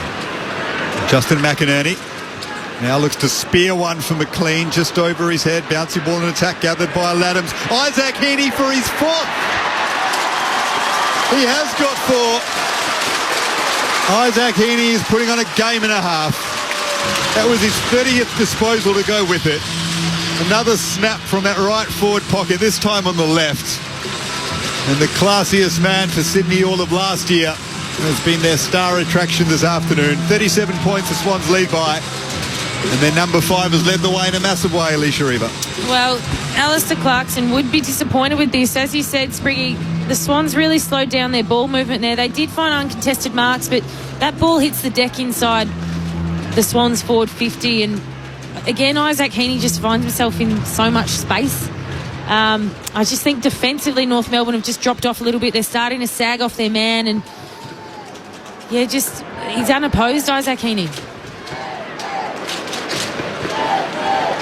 Lovely finish, as we're very much accustomed to. Restart back in the middle. Laddams palms it down there. Guess who? Heaney sends them forward of halfway again, the Swans, but Coleman has eyes for it in defence and intercepts between fullback and centre half back for the Roos. And the margin was, 12 points at three-quarter time? Yep. So you'd want to see North Melbourne fight here and try and reel this margin back in. Hamling taken into bounds down there by Will Dawson. Is this North's best jumper, Peter Bell? This is the one that's got the blue vertical stripes that sort of meet the kangaroo. Very much of the mid to late 90s. Haven't spent a whole lot of time considering it, but yeah, don't mind it. I reckon objectively it is. I reckon most people would say so. Down it comes here for Simpkin. He bursts away from the stoppage, directs the traffic, pops it inside 50. Down there is Cooper Harvey. He's goal side all alone, chased by Wicks, but got boot to ball. Cooper Harvey puts through his second. Might all be in consolation here for the Roos, who trail by 31, 11-10-76. North Melbourne are 6-9-45. 16 going final term. ABC Sport, Peter Bell, Alicia Eva. Yeah, certainly better than the black shorts, orange kangaroo jumper that I wore in the late 90s for a commercial arrangement. It wasn't the best look. Good goal from Cooper Harvey. It's been a struggle tonight for the North Melbourne forwards, particularly the small forwards, but the stoppage opened up and Jai Simpkin streaming through the middle, so a bit of a breakdown there for Sydney as well, and Cooper Harvey was goal side. A crowd, by the way, 31,909, which is probably above where I expected for what it's worth, but clear day, quite a cool day. Left the jacket in the car, by the way, Declan. Not looking forward to getting out of here in a second. Down to you. Yeah, I've got the puffy jacket on. That's the way to go. Yeah, I was interested to see school holidays, North out of finals, but it's their second lowest for the year.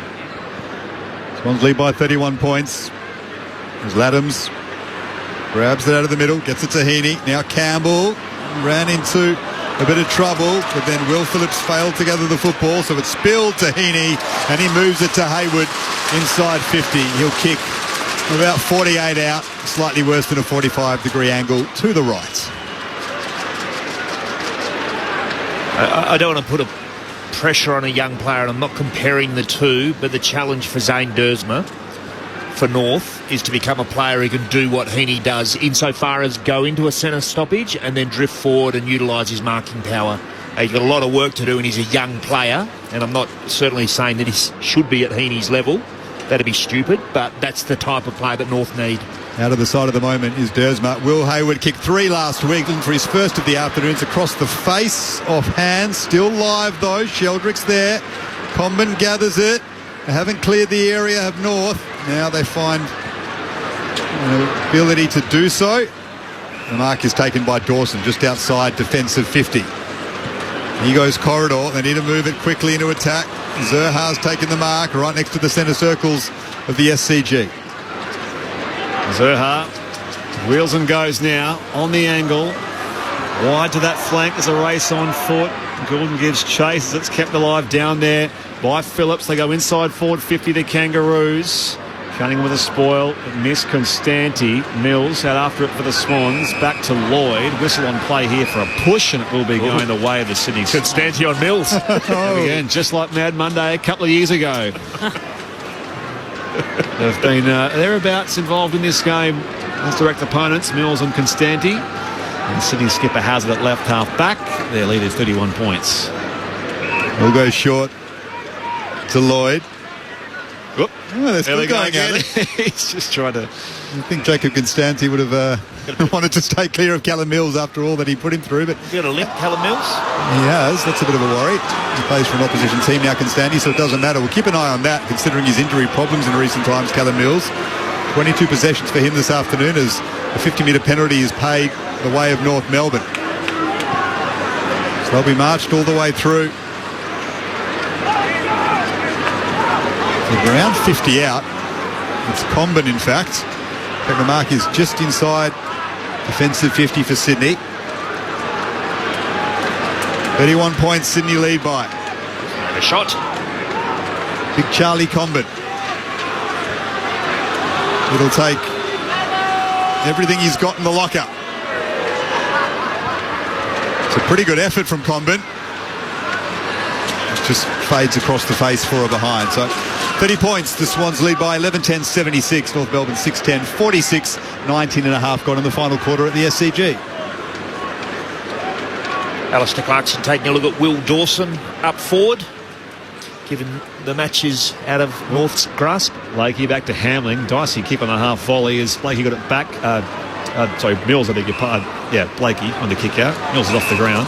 Goes beyond offensive 50 here. A free kick, meanwhile, for Brodie Grundy, who's back on the ground. How's that hit-out count going? McInerney receives it here off to Hayward.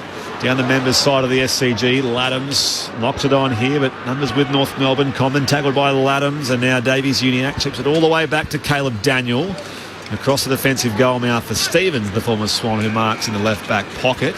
He's up to 62, Brodie Grundy. I think the all-time record might evade him, but the differential record for the Swans probably be reached this afternoon as Nick Blakey takes an important mark at centre-half back for Sydney as North try to move it forward through the corridor. Blakey up to centre-half forward himself. Buller takes the mark, plays on quickly to Warner, assesses his options, just pokes it over the top looking for Campbell. And here's Mark just inside the boundary line. It's 45 out, thinks about playing on. Now he does into a central area, looking for Warner, who has marked it. He'll play on. And Chad kicks this across the face. 31 points is the Sydney lead. Down to Declan Byrne on the boundary. No big stress for Mills. He's already got back out there. He's got his left leg strapped, but they wouldn't be back out there if it was muscle, so assume it's a corky. Kick out beyond offensive 50 here for the Kangaroos, and Will Phillips receives it. So Will Phillips, this game so far, 17 disposals for him. Kicks to the outer side. Wicks makes a contest down there on opposite number in Stevens. Now goes low on the tackle of Sheasel and draws the free kick. So Brodie Grundy's career best is 73. That was at the Pies back in 2019, so 6 years ago. I don't think he'll quite get there. He might be in top 10 territory as far as the hit-outs record, but he'll fall well short of Todd Goldstein's 80, which is the all-time record. Off the deck, Sheasel to Caleb Daniel. Sweeping hand pass forward to Curtis. Evades the tackle of Campbell. Now comes back in field for Luke Davies-Uniacke. One of their 4 inclusions, and a big one as well for Alistair Clarkson's men. LDU goes top of the arc and finds McKercher, who marks 45 out directly in front. Well, started the game in scintillating fashion. Colby McKercher picking up from his game against Melbourne last week, and then the James Jordan padlock, so his nickname, the padlock, was applied and really minimised his influence. A young Tasmanian, number 2 pick a couple of drafts ago. Comes around on that arcing angle and makes no mistake with the set shot. McKercher on the board. As far as goals are concerned, Sydney leads by 25 points. 11-11-77, plays 7-10-52, 23 gone final term. Saturday footy, ABC Sport, your experts, Alicia Eva and Peter Bell. Yeah, he's had a better quarter. Colby McKercher, he's had the 4-5 disposals now and a nice goal there. But I think the story for this last quarter for mine is Sydney have just won a lot more of their 1v1s around the ground. They've won the contested possession battle this quarter, and then once they've managed to win that in-tight contest, they've found numbers on the outside and taken some uncontested marks, and particularly uncontested marks inside forward 50, which have gone on to scoreboard pressure. So, yeah, North Melbourne, nice finish there, Colby McKercher, but these last 5 minutes, you want to see some fight.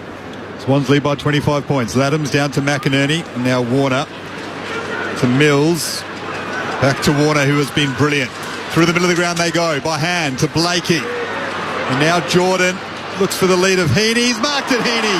He'll have a shot at his 5th.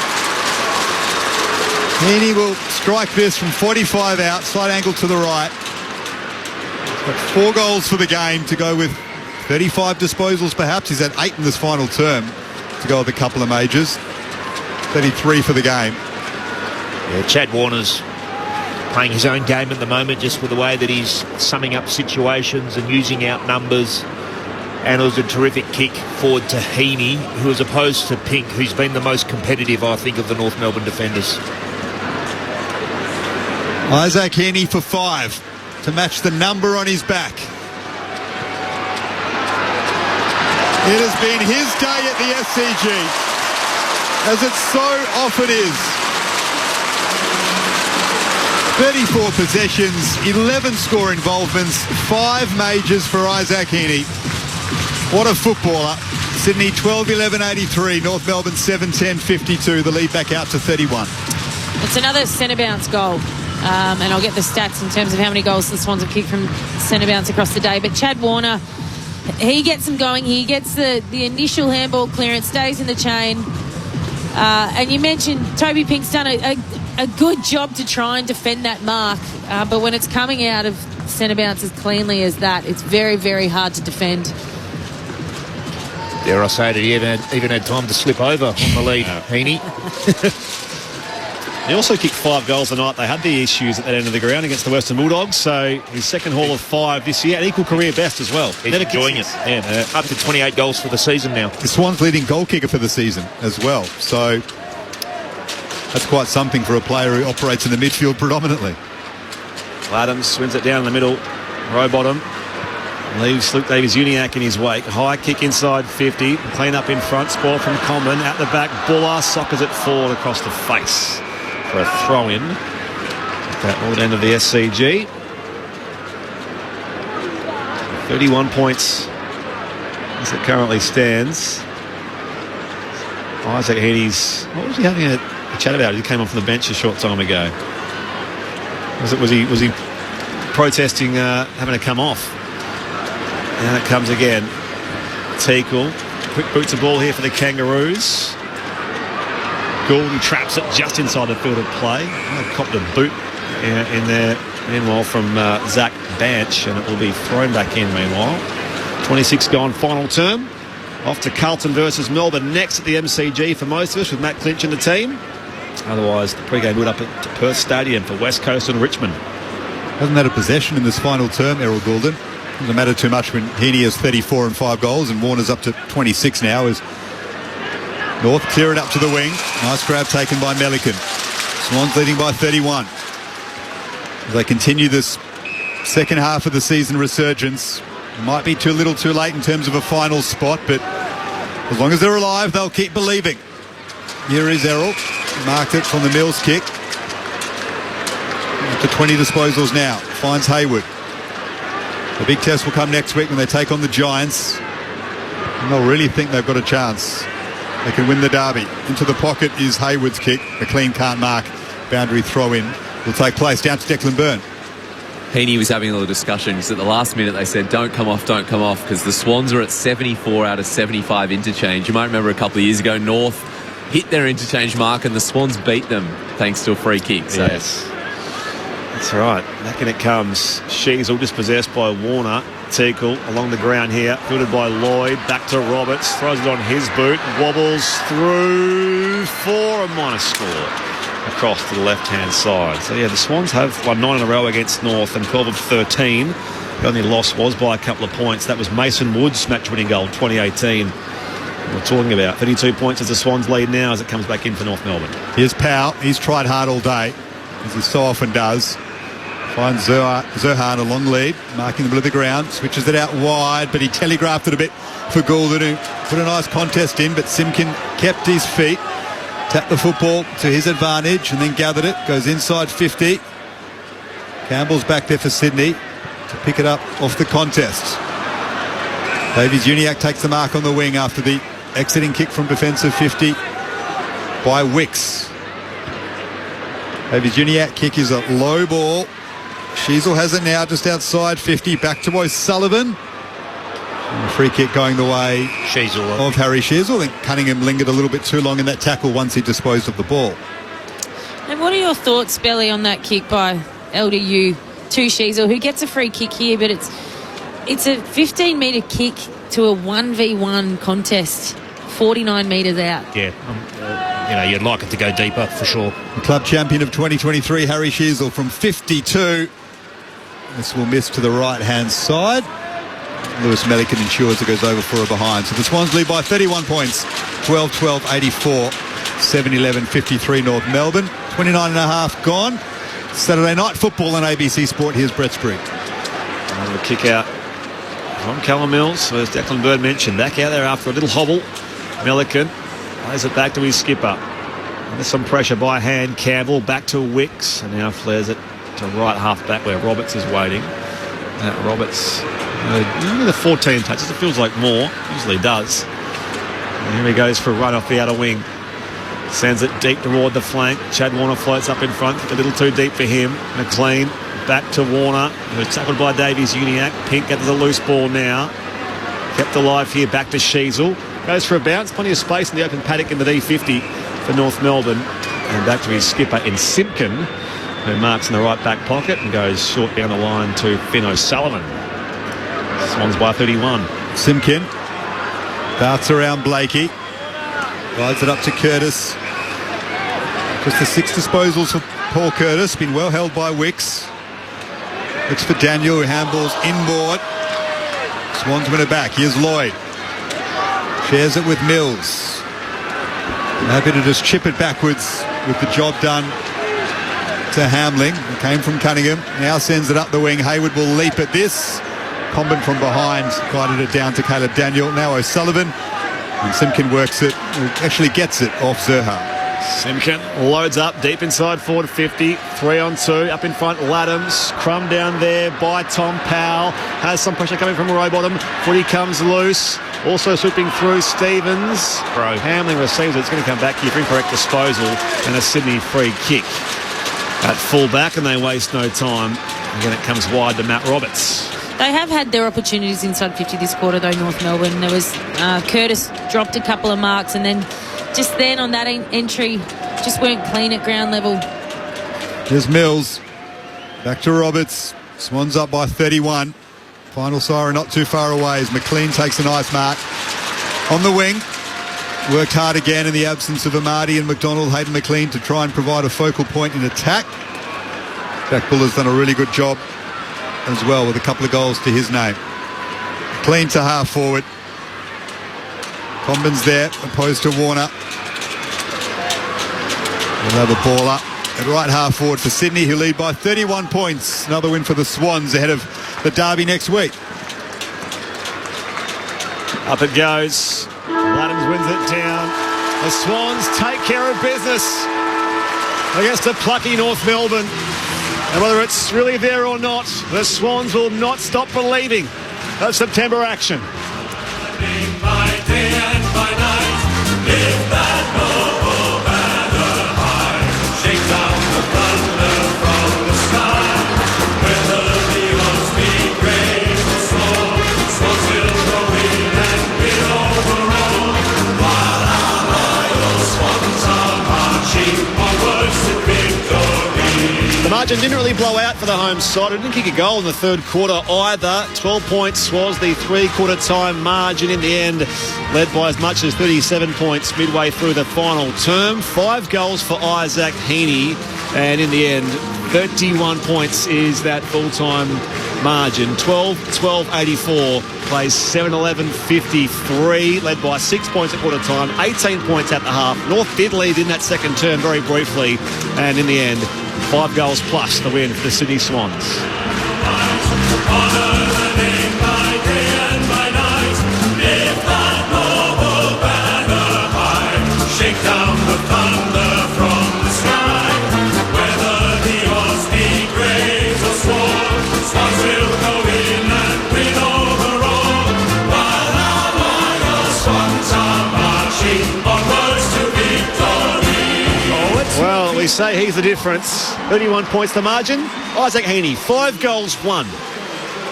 To go with 34 disposals for the Swans Dynamo. Bullock kicked 2. Singles for Warner, McInerney, Campbell, Goulden, McLean on the board as well. While for North Melbourne, who did show a bit despite losing Callum Coleman-Jones, their main, I guess the main tool they had in the absence of Tristan Sherry, subbed out in the first term. In the end, Cooper Harvey kicked 2 goals. Singles to Sheasel, Teakle, McKercher, Darling and Simpkin.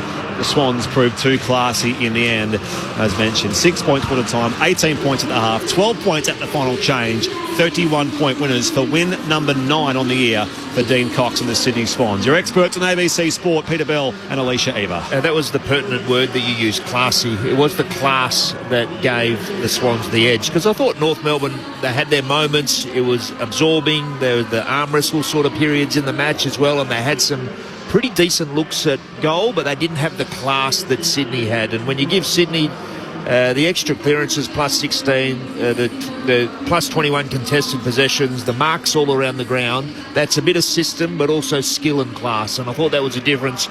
Obviously, the huge game from Heaney, but also Warner, he was doing as he liked at times, and looked like he was enjoying himself as well. Goulden had some moments, or a bit quieter late. Blakey's another one. So when those sorts of players are touching the footy as much as they were tonight, then good things happen for Sydney. Yeah, absolutely. And I think in that last quarter, Sydney end up plus 10 contested possession. They end up ahead in the tackle count in the last quarter, despite...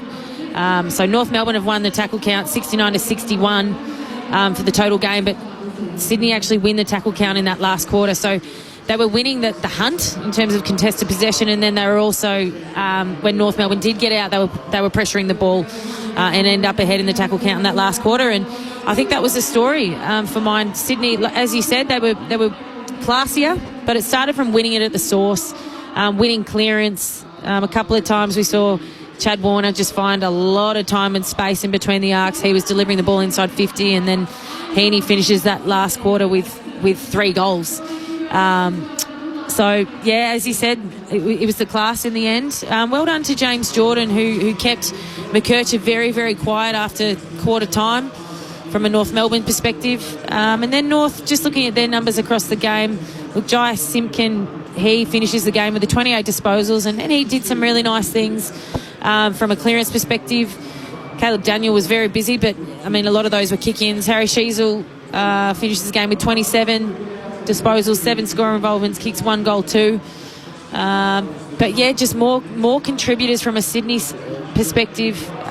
We've already mentioned Brodie Grundy, his hit out, so Garby, you can talk to that because you've been on it all game. But Blakey was really solid. Cal Mills was really solid with 8 score involvements too from a backline perspective. So yeah, a couple of very, very handy contributors from the Swans side of things. And every team has to do with key players missing, but for North Melbourne and where they are, to not have Sherry out there today, Grundy was dominant, and to not have Nick Larkey, and Nick Larkey's kicking a lot of goals, but it felt at times like it just disrupted their usual offence, and maybe the confidence that some of the mids had to get the long ball in. Larkey's been such a consistent performer for a long period of time, so they're trying to manufacture other looks when they're taking the ball forward, and Alistair Clarkson threw Comben forward, and he's done that from time to time. He didn't have impact tonight. In fact, he looked much more at home when he went back into defence late in the game, but they had to try some things, and it didn't work, particularly when Zerha had minimal influence, Curtis had minimal influence, and fluffed a couple of opportunities late, unfortunately for him, and that meant that the small forwards also didn't really have an opportunity through the lack of long entries in and ground balls that were there to be won. It meant that the North Melbourne small forwards couldn't. And, as we talked about, Sydney's ball use and ability to get it out on the open side at times, and kick mark through uncontested marks was the real difference in the match. People are dying to know then. The hit-out record, which does go untouched for now. Todd Goldstein is safe with his 80.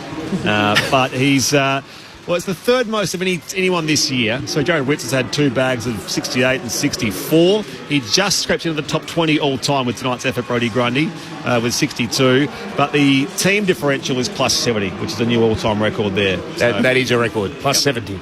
That's not insignificant. 80-10. And we know that it was going to be tough for North with Sherry out and Coleman Jones goes down early. Yeah. But the dominance and the confidence of Brodie Grundy at the moment plays a part as well. I mean, he did as he pleased this afternoon. Yeah, which is, it's a great effort, huge work rate, and he's in unbelievable form. But, no Coleman Jones and rucking against Teakle and Darling. They're the kinds of numbers that are going to eventuate. So Peter Bell, two-time premiership player at North Melbourne, as we wait for the Swans to go down into the rooms to do their song. How do North take things up a level? I mean, they're still in that lower rung of teams as we get close to the end of the 2025 season. Yeah, they were competitive today, but they're still a long way off the best teams in the comp, as we know. And we thought this might be a year where they perhaps edge closer to the top 8, maybe give it a bit of a shout at some stages in the season. What do they have to do to jump up the 2 or 3 levels to be a far better football side than they have been for a long, long time? Look, it's very easy from here, very difficult when you're dealing with, a bunch of young players, and they have some experience as well. So I guess the things that I'm seeing are, it very much looks like Alistair's really working on ball movement first of all, and really trying to kick a score. And where I see them very vulnerable is in the team defence component. And that's a little bit, when you don't connect with your forwards or you're playing a faster style, although they did transition between fast and slow a bit more tonight, it can leave you exposed a little bit. But the formula is, get talent into your organisation and then give them a whole lot of games. And that it can be really bumpy. And I think we're all a little bit disappointed because early in the year we saw North on a stronger trajectory, but it's just dropped away of late. Full credit to them. Well, not full credit to them. At least they weren't blown out late in the game, which has been a bit of a trend over the last month or so. So that's one small positive, I guess, against a quality opponent who's in form. We'll pick it all apart the next 20 minutes or so here on ABC Sport. While the Swans make their way down to the winners' rooms, Declan Byrne is there. Yeah, 3/4 full down here. Plenty of family and friends waiting. Lots of babies as the Swans make their way in. Pretty subdued. They're pretty calm about that win. An important one that gets them 2 games outside the top 8. A little boost in percentage, but the smiles are on their faces. Isaac Heaney wandering past, just the 5th Swan to get 30 disposals and 5 goals in a game. Amazing performance from him as they amble in. Brodie Grundy takes off the shin pads. Nice sweaty smell down here, as always. So they'll circle up as the kids jump up and down just a few metres away.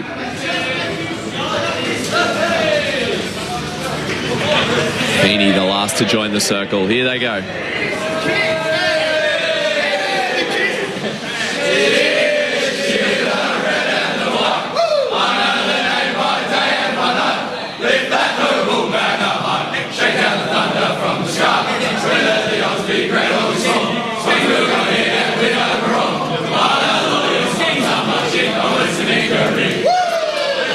Superb mic placement too, Declan. The ABC worm is prominent in that Sydney team song. Back down to you very, very shortly here. The Swans winners by 31 points over North Melbourne at the Sydney Cricket Ground. I might save them for later on, Belly, but just as a real treat for your first visit to us here in Sydney, you might do the votes for us if that's okay. You've got a few minutes to think about it, but we'll get some reaction from the rooms. You've given me a tough night for the free. Well, yeah. Yes. Isaac Heaney was very good, wasn't he? The quick team meeting, we'll get back to the Swans rooms very, very shortly. 0437 774 774. A reminder, if you're listening through local radio Tasmania, you've got state election coverage. Very important sort of footy narrative there as well, as far as the future of the stadium and I suppose the team.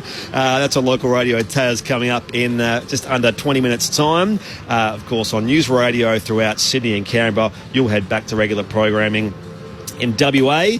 The build-up at Perth Stadium of West Coast versus Richmond with Clint Wheeldon and the team. Otherwise, we'll all get coverage of Carlton versus Melbourne at the MCG with Matt Clinch and the crew there. So that's all still to come on this Saturday here in round 19. 0437 774 774. Fran from Melbourne, thank you for your text. Phil from Werribee, I'd like to know what rule changes would favour players rather than viewers/spectators. Just a thought. It's a bigger picture conversation there, Phil. We've got a bit of time to work with, but not quite that much. But we had, I guess, a bit of information come through about Greg Swan and what he's looking to change as a priority for next year onwards. That being, I suppose, shorter games, not so much shorter quarters, but just shorter stoppages and that sort of stuff. Well, what do you think, Alicia, about a lot of people have been talking about the amount of leniency or latitude that umpires give for ruckman to get to a contest? So we'll just all sit around waiting for... We saw it today with Jack Darling coming from the interchange and then yelling out, I'm contesting, and everyone waits until he gets there. Well, AFLW season will be an interesting case study in that because they're changing it in terms of not allowing as much time to nominate. So if you're not in the vicinity, you don't nominate, they're just going to throw the ball up. So that'll be a bit of a interesting case study for that one. Phil from Victoria, what is the problem with last quarters for the Kangaroos? Confidence or just stamina? Shame they have decent players. Sort of what you were discussing before about... little has to be a little bit about confidence because it's a pattern. Now it's not an event, it's a pattern. It's been happening for a month, although they kept it under control a little bit today. I do wonder, and totally a theory, that when you play that handball chain game, it's a lot of hard running because you want to get involved in that, and how fatiguing that is for some of the younger players as well. Because again, if the chain's disrupted, then you've got to turn around and sprint back, and rather than if you control a bit more, you are probably conserving energy a little bit as well. So that's a theory, but Swans have won 10 in a row now against North Melbourne. North have now won just 2 of their past 10 visits to the SCG, which goes back a 20-year sample size of 2005. So some context around all that. The Swans do square their ledger, and of course we watch now on what happens. They have to win every game and have other results go their way as well. So I think realistically as the top 9 there, which goes into 8, the Swans don't move up from 10th, but they are still in 10th, and they're away against the Giants at the Showground. Friday night for Derby 31 will be a massive game. Kangaroos are at home to Geelong at Docklands on Saturday night. So, and the Giants just with Hogan, Kelly and Taylor to bring back in Alicia Eva. So let's be honest, they've been managing some players in some games where if it was a massive game, they would have played. Oh, we'll wait and see if they can make it back in via selection match committee. Adam Kingsley will find a way. Yeah, we'll see. Well, I know Sam Taylor's probably, he's always itching to go, whether he's got a 6-week injury or not. But no, look, it's going to be a really big game on Friday night. Swans by 31 here. How much did the James Jordan to Colby McKercher thing change the game a little bit? Because he was obviously had a good first quarter, Colby McKercher, and then James Jordan, the padlock went to him and then shut him down for most of the rest of the game. I think it was definitely a factor. Alicia identified, the 5 score involvements in the first quarter. Well, that's fairly impactful, and then after that, not so much. Got a goal late. But I also want to acknowledge that's a pretty big task as a player when you've gone in, a quarter has elapsed, and then you're sent to the player who's running hot, confidence high, teammates dialed in to give you the footy, and he has an ability just to clamp, and he can clamp whether that hot player is a mid or is a half-back. He's shown an ability to do both and get shots at goal himself. So Dean Cox would be thrilled to have a player who has got that capacity, because they are super important, not just again for the running halfback, but also for a mid if it's dictated that that's the matchup you need. And I mean, he's never going to get the 3 votes, is he? Oh well, don't preempt. You could surprise me. He didn't tonight. But you know what I mean. It's such a selfless role. When we sit here looking at the stats and the 3-2-1 votes and score involvements and whatnot, he's so important because he does all of that in reverse. He takes away score involvements, but he doesn't add to the AFL fantasy numbers. But it's such a selfless role, and often it's the first magnet that goes up on the board in match committee. Who is the guy that is going to take out the opposition best player? And he's doing that superbly well. So certainly externally you don't get the accolades, but in best and fairest and the respect of your teammates and the coach as well, you certainly get your plaudits there. Declan Byrne, down to you. Downstairs with Brodie Grundy, a 31-point victory. It was a strong last quarter to get you over the line. How did it feel out there? Yeah, it was good. I mean, they're a quality side, and they challenged us there early, and we had to sort of be at our best. We knew we had to play 4 quarters, and it was nice to finish off the game strongly. Doesn't always happen that you're dragged into a meeting straight away. So who called it, and what was the message at the end there? Yeah, just Coxie, just 2 minutes. Obviously, we've got to continue to chalk up wins. But it's actually acknowledging we've got a 6-day break, so trying to leave no stone unturned in the quest against the Giants. So, yeah, just that professionalism and obviously as well, like, footy, we put a lot into it, and obviously trying to enjoy tonight and enjoy the hard work. Let's play a guessing game. How many hit-outs do you reckon you got? I heard someone say 60, so don't know. 62. Do you feel out there when you're having a game where the ball is just on a string for you, or at least you're getting a lot of touches? Look, I didn't think I had that many. It's probably more about the hits to advantage that I really try and have as a feather in my cap. And you could see I was happy with the dish off to Haynes and really celebrating those ones. I think they're the moments that are meaningful and have great impact for the game. Let's head upstairs, your ABC Sport experts, Peter Bell and Alicia Eva. Brody, congratulations on the win, first of all. And just talking about when you're a ruck and you're feeling it and you've got some dominance, is the temptation there to make it a bit more complicated or go to super aggressive ruck hits, I guess, or hits to advantage?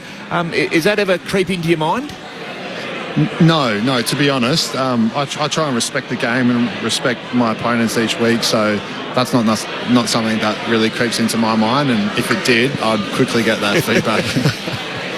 On that, so who's making the calls? Do you dictate where you'd like to direct your hits? Or I know you get the time for a little conference before centre bounce, but in other instances, who's making those calls? I usually do, and then, mate, I can't give away my trade secrets, but it usually starts with myself, who obviously gets the opportunity to get my hand on the ball, so I've got to be assertive at stoppage and tell the boys where it's going to go, and then obviously it's a two-way street, so they've got to be acknowledging that and feel connected, and that's probably something that we hang our hat on and feel like we have been doing really well the last 5 to 6 weeks, is connecting in and around stoppage, and obviously having Errol back. I mean, obviously Isaac's been a terrific player, the last 18 months or his whole career, but it's been great to have Errol come in the side as well, and I just give the sides just headaches with matchups, in the forward 50. I don't know whether I'm hitting it to Isaac or Errol or whether it's Rowie in and under, so it's nice to have that versatility, and they're really hitting the scoreboard as well when they make the most of it. Brody, Alicia Eva up here. Congrats on the win, mate, and an outstanding game by you. We'll talk about some of the major ball winners and whatnot in a moment, but just talk to us about James Jordan. First of all, can you confirm his nickname is the Padlock?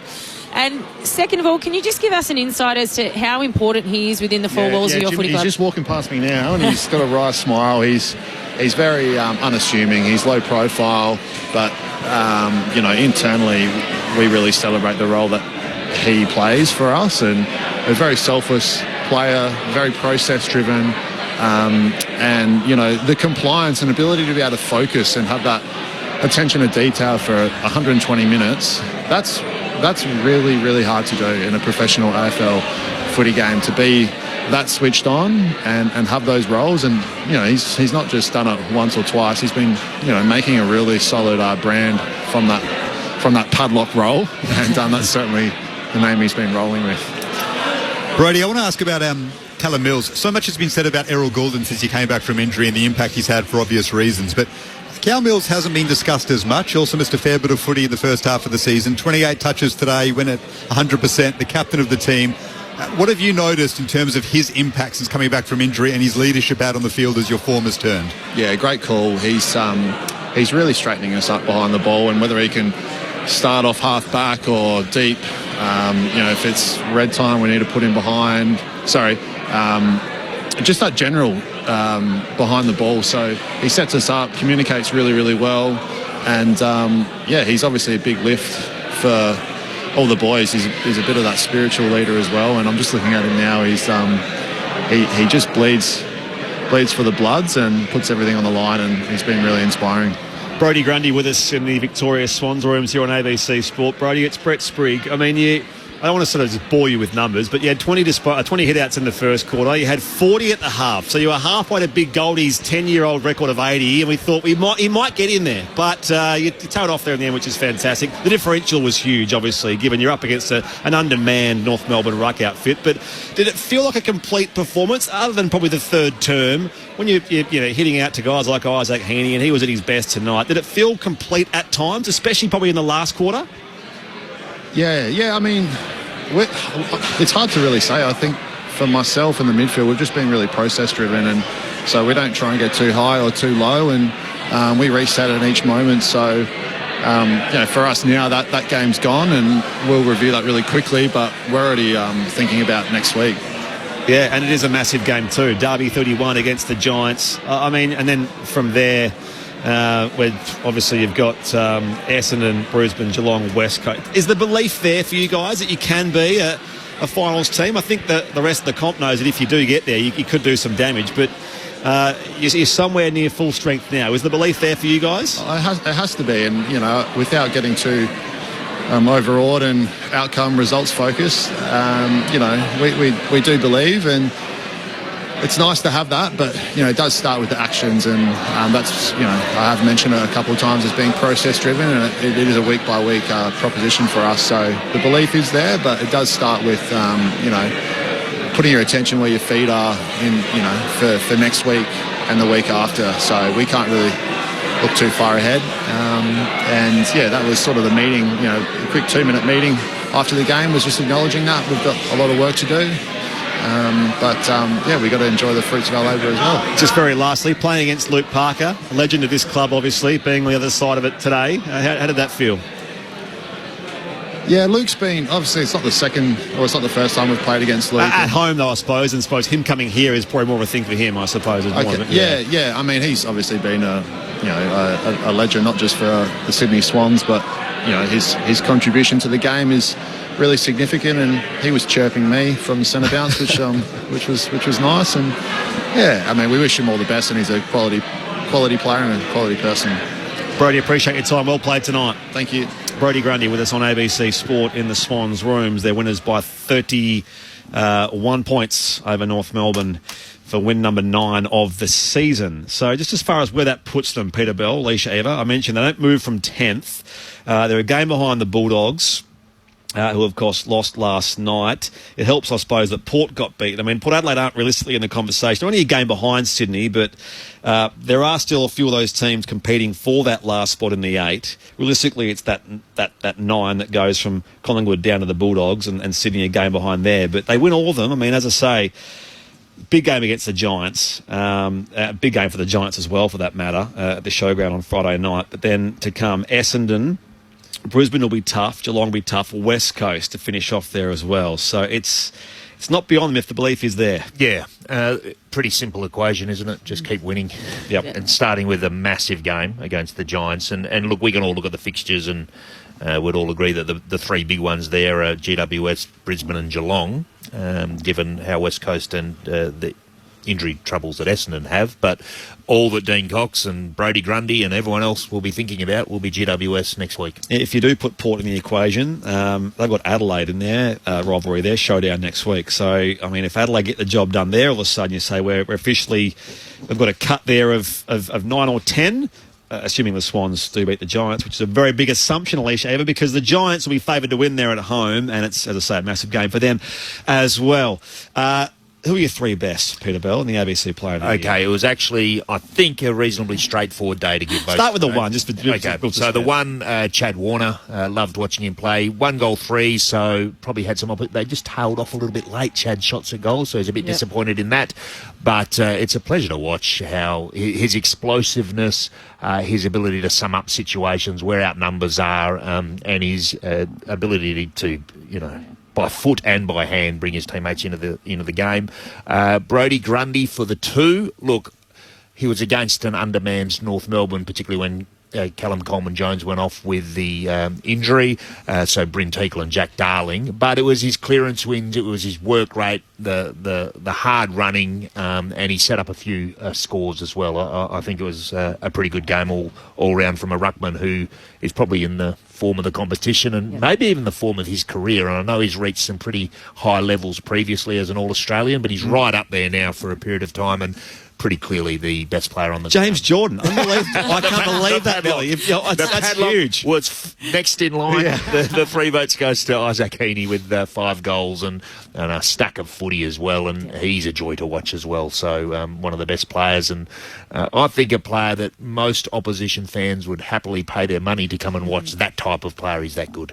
It's often a good discussion point. Who's the best of the three? Warner, Gould and Heaney. And you could probably throw a blanket over all three of them. How do you decide? It's such a tough call. Heaney has been so good for such a long period of time, and he goes forward, he kicks goals. He kicked 5-1 tonight. He's had 16 contested possessions as well. I don't have clearances on this board in front of me at the moment, but he's one of those players that causes such a headache, not because he's got break line speed like a Warner, but just because he just poses so many different threats, whether it's at ground level, whether it's aerially, whether it's around stoppage. The timing of his body work to get separation is, we talk about the tap work, but Heaney gets separation through timing. He's just such a crafty player. And I can see later in his career Chad Warner really elevating his game to do some things forward like Heaney does. We've seen little glimpses of it, and they do try and manufacture it, Sydney, because he's so dangerous as a forward.